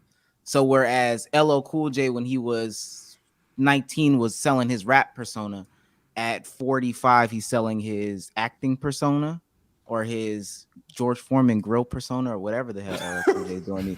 Whatever he's doing these days, but it's just different. Anything. He's still acting. I'm almost certain. Is he really? Yeah, I think so. Jesus but it's just Christ. different. Ice-T, then we'll do Ice-T, but it's just different stages in your career. But that's true. Yeah, I didn't expect this to be my main Just say thing. Snow Meezy. Snow Meezy. I ain't gonna lie, all of them. I fuck with Snow Meezy. Snow Meezy was. Jeez, cool. Don't Snow expect Meezy me to song. be in Discord tonight, y'all. Don't expect me. Snow But Meezy. we agree. Maybe the school thing. So are you saying no school for people? Is that what you're? I wanted to go back to that. No, just like we talked about the Patreon, and that I'm not saying you guys should start a Patreon, but I'm saying you guys should try, and y'all try. Gotcha. And so for college, it's the same way. If you want to go to college, fine. Try social media. Just try it. You can do both. There are a lot of people who do both, right? I did Try both, it. yeah. There you go. Just try it. Because if you think that you're going to go to college and get your college degree and now you're going to be made in the shade, it's not true. Unless you graduate with a specific type of degree. Anything in STEM, computers, mathematics, science, you're in there. All right, you're in there. But you're doing this damn speech pathology, early childhood development, English literature, history, poli-sci, like psychology, Jesus Christ. You're fucked, right? You're absolutely fucked on graduation day. Like, you would have been better so much investing those 4 years into YouTube and just forcing it to work. I really do think if you can graduate from college, 95% of the people who graduate from college can force their way into some YouTube success, because YouTube is not the art. I'll be honest with you guys. If I can be honest with you, and it's not like starting any beef or anything, because it's like I'm so small or anything, but and this is generational too. So y'all can disagree with this.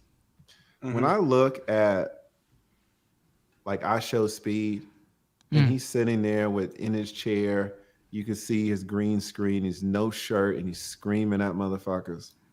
To me, in my mind, I'm like, almost anybody can do this shit, right? Because I don't see what's special. Why don't y'all tell me? I'm not gonna say the brother isn't talented because I mean, look at his subscribers and look at mine. I need to shut the fuck up. Y'all tell me because I'm old. I do not get it, and I have a mastermind where we help. I help YouTubers try to give them game, and we're all older. None of us get it. Motherfuckers just don't have the balls to do what he's doing. Yeah, to be honest with you, because he does some crazy shit on the streams. I would say, and the consistency to do it. A lot of people, I mean, anybody can do it, but a lot of people are not willing or even able to do it at the degree he's doing it at. Especially teenagers. He's already he stays with his. He's already had problems with his mom. Like publicly, he had problems with his mom and bounced with his mom and his dad because of the antics and stuff that he does. A lot of teenagers wouldn't be able, like a lot of teenagers' parents wouldn't put up with that shit. So they're nipping that in the bud early. And when it comes to young adults, a lot of people don't want to be the guy that's out there double fist gawking, bouncing their ass, and known for that type of shit. It's the willingness to be putting yourself out there to do it, and the consistency of doing those actions repeatedly, like staying that persona. To compare it to anything, I was watching Sorry to Bother You today. The white voice, how he at one point he was doing it so much, the motherfucker didn't realize he was doing it. That's the type of shit with Speed. Like, it's a question when it comes to Speed where it's like, oh man, is this really Speed or is it just who he is? Same thing with Flight Reacts, another YouTuber who was going big. I mean, I don't watch him as much now, but Flight Reacts, the question was, is this how he is all the time? Because they just kept the persona or the perception that this is them 24/7. Not that many people can do that. Yeah, I agree with that. But also, there's a level of creativity in deliveries. Oh, I'm doing but like if you shit. Focus for 4 years, like if you look at y'all heard of Kevin Samuels. If y'all look at his videos in 2016, each one of y'all would say he's never going to make it. If y'all looked at my first videos, my first live streams, y'all be like, okay, yeah, shout out to this old attorney. He's never going to make it. Right. So if you take a person and just give them the discipline just to force through it, they're going to get better. It took me a year to get monetized, and I almost gave up like 2 or 3 times. It would have been the biggest mistake I made in my life, right? But you get better doing this shit. Yeah. And so it's like, if you're gonna spend 4 years of your life, are you really gonna spend it trying to get better at your English degree? Or are you gonna try to spend it better at getting the skills necessary to become a big YouTuber, or not even big? Yo, the money that I'm making, to be honest, is life-changing money for like 90% of Americans. It's life-changing money, right? Mm-hmm. And so, but if y'all see my streams, it's not like I'm doing crazy shit over there. I'm not sitting there with no damn my shirt off and scream. Well, I am kind of screaming at people, but it's like it's nothing insane. And if you look where I started, I started so poorly. Well, let me ask you, when you started, if somebody would have told you it's only going to take you a year to get monetized, a year doing what you want to do, how you want to do it to get monetized, would you have ended up almost quitting 2 or 3 times? Say that again. What's the question? If someone would have told you when you first started, after you made your first video on YouTube, if someone would have told you it's going to take you a year to get monetized and actually see any kind of revenue from doing this, would you have almost quit 2 or 3 times? I would have asked after the year, what is my income going to look like? Because the reason that I was going to quit 2 or 3 times is because I didn't see any possibility of, I thought this was an entire waste of time. And that's the difference right there between a guy like Speed and a guy like, well, hell, even us to a degree, the people that do it and they're consistently doing it. There's no blueprint on how long it's going to take for somebody when it comes to YouTube. For some people, it takes one viral clip, and like Speed, you can go from 500,000 to 1 million in a matter of days.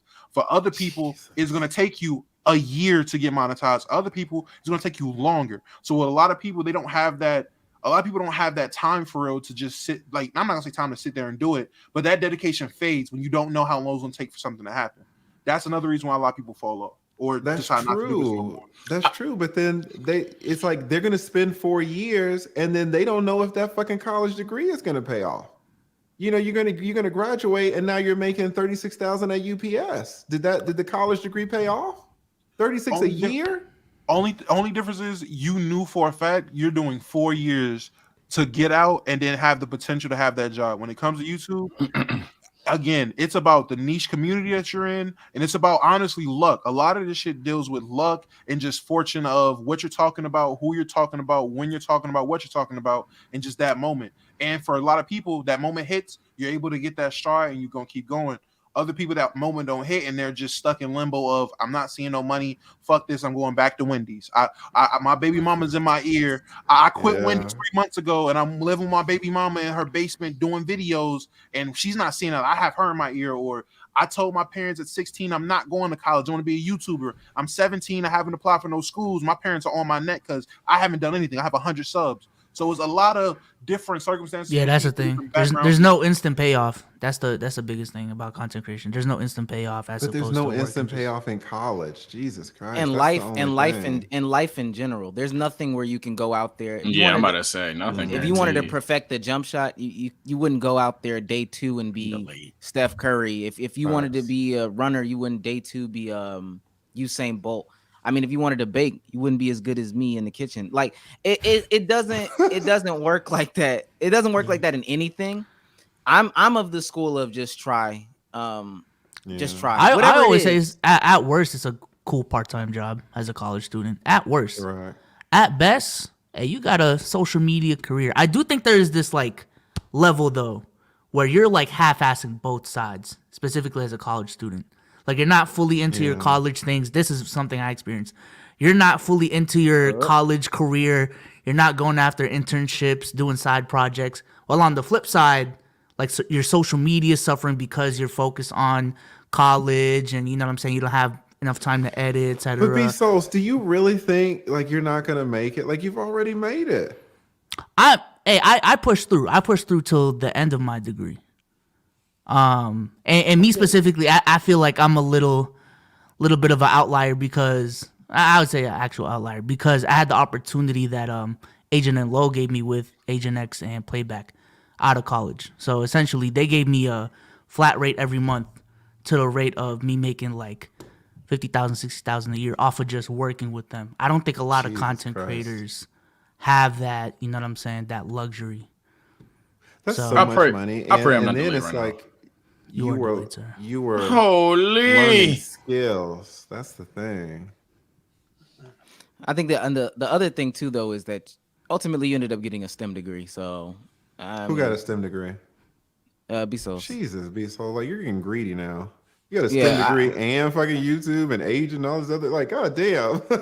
Yeah, at that leave point, some luck for everybody else. Jesus Christ. At that point, and I agree with you too, B-Souls. Though, like. People don't understand how to stack multiple, even if they're small gains. You can stack small gains to make big gains. So 100%. we're not even saying, and I said this. You don't have to stack, or you don't have to reach the levels of iShow Speed. You don't have to reach the levels of the lead attorney. You don't have to reach the levels of me. We're the same level. Like stop it.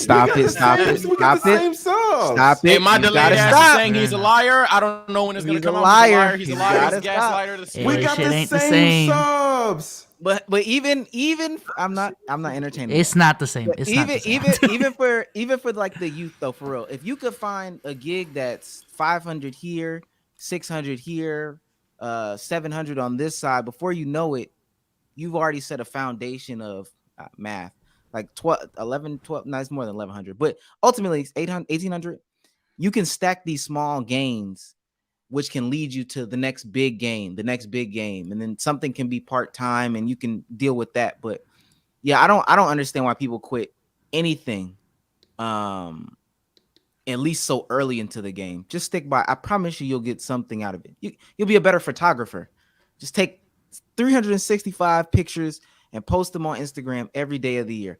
You'll get better at your photography. All it takes is one, bro. See, that's the thing. It's like if you're gonna just take that mentality and just like something's gonna hit, all right, and you're gonna put it in one of two places. What's your biggest upside? To take the mentality, okay, I'm gonna really work hard and something's gonna hit. I'm gonna work hard in college and see what the upside is, or I'm gonna take the mentality that something's gonna hit. I'm gonna work hard for 4 years in social media and something's gonna hit. Where do you have the most potential? Like, it's not even a question. A college degree these days is damn near worthless, right? I mean, when I mean, it's not like it used to be back in the day. And the upside to the money that I'm making a year and a half after monetization is ridiculous. And this is coming from a man who was working for 20 years. I can't believe I get the money that I make. And I don't even get a tenth of the money that these other big content creators are making. Like, I mean, you look at some of these content creators, they're making so much fucking money, man. No, I know what you're talking about. Because and not to be on his body, but Kai last month in September made a ridiculous amount of money. Just by shocked. Exactly. Streaming. I don't know. Not saying I don't know what he did, but just the amount of work he did versus the guy that, lays brick down at the city hall for, $20 an hour or whatever the case may be. And that might be on the generous end. That's crazy. Man. I ain't gonna lie to you. Listen, there's so much upside. And like people don't really I don't know. People just take it for granted. Like y'all are around, y'all are doing it. Y'all are seeing people do it. So maybe y'all like, I don't want to say take it for granted, but it's like y'all, I don't know. I don't really know what I'm trying to say. I'm just trying to say that in terms of getting a real job and trying to get it out the mud, going into an office every day, this shit is like so fucking easy. It's so easy. And when and you don't even have to be like a crazy like a I Show Speed. You could just just be me or be all these other YouTubers that I talk to, and they're getting they're just regular people, and they're getting paid out the ass.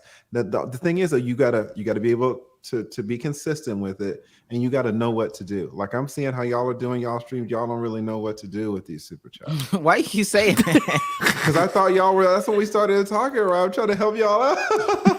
See, that's the black person's problem. You try to help them and they shoot you the finger. This is right? crazy. That's the problem. 5 years in the past. That was the Omar, bro. He was delayed. Right? He was delayed. That was the Omar. Chill.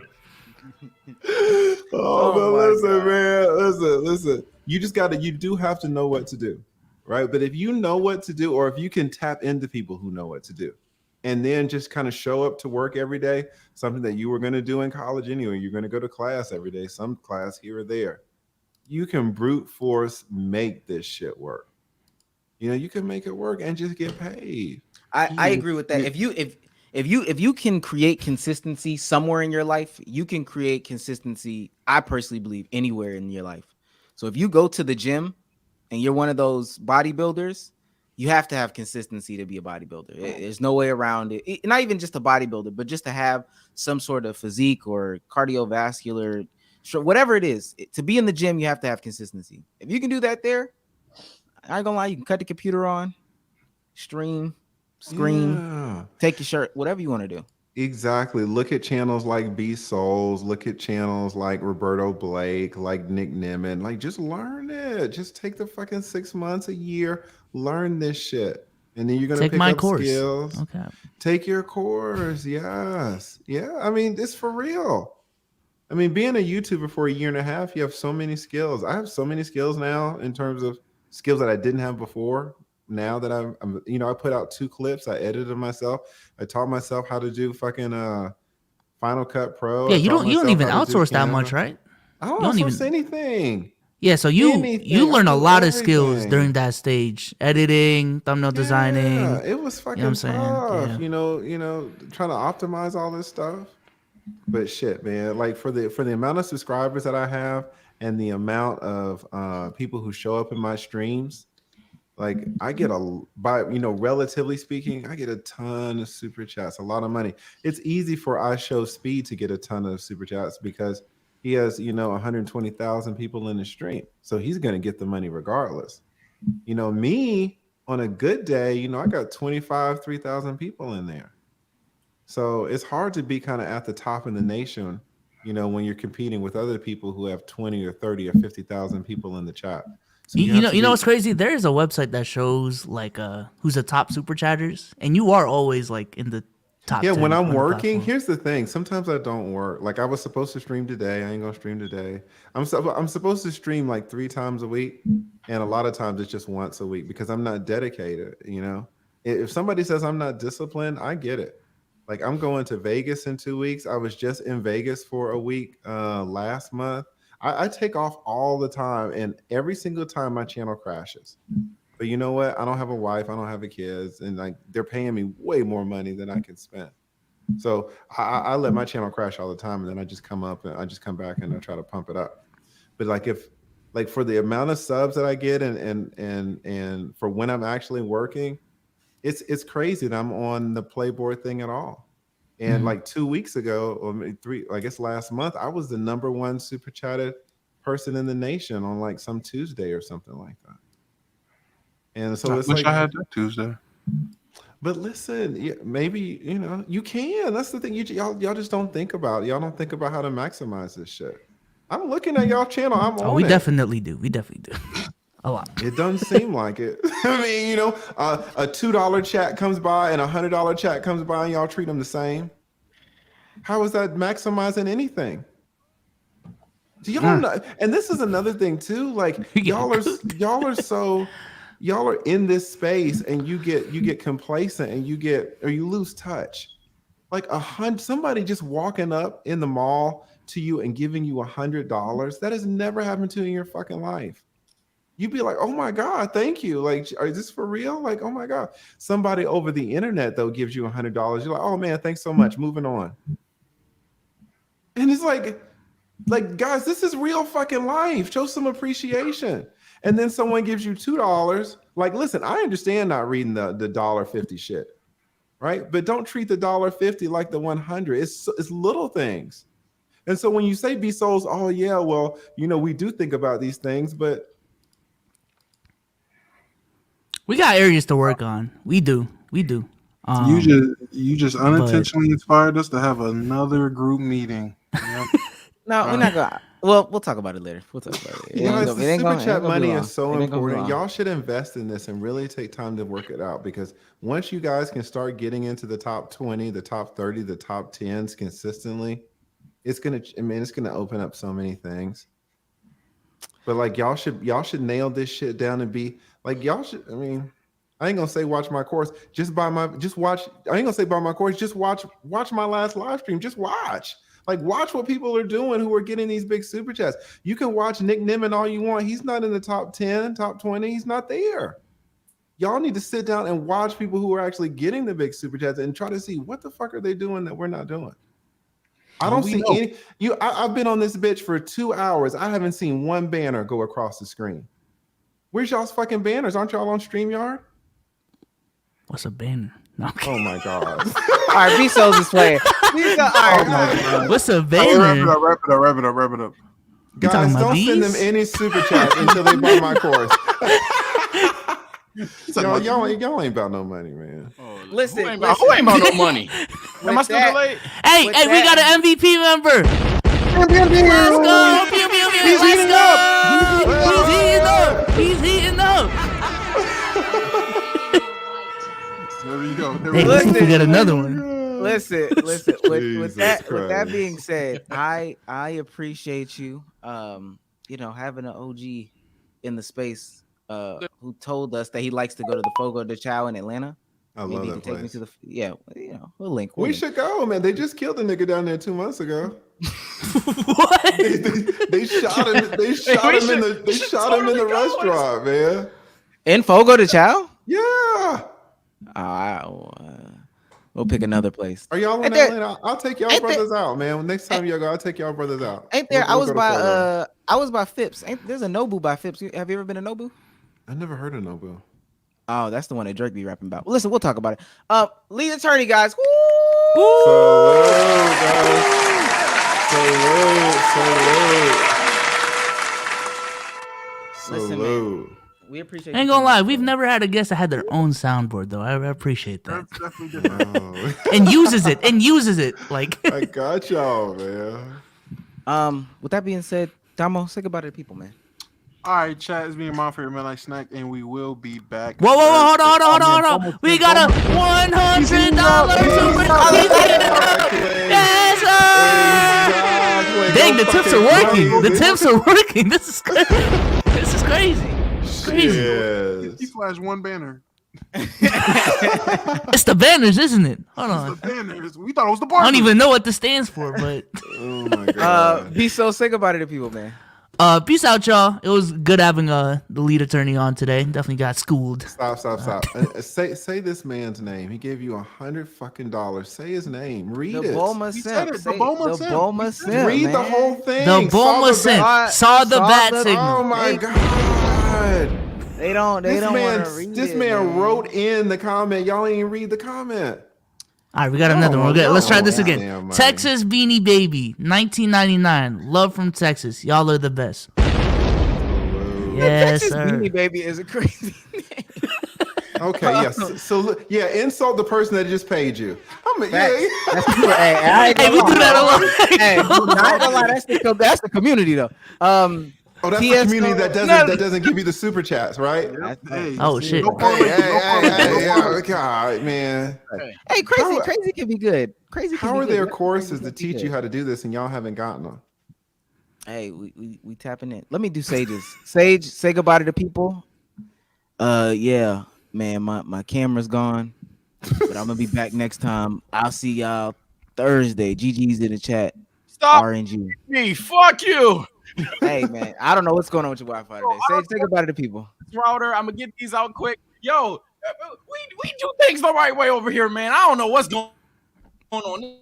Damn. No. This Damn. motherfucker bad daddy. Yo, Damn. And he lagging. I mean, he lagging.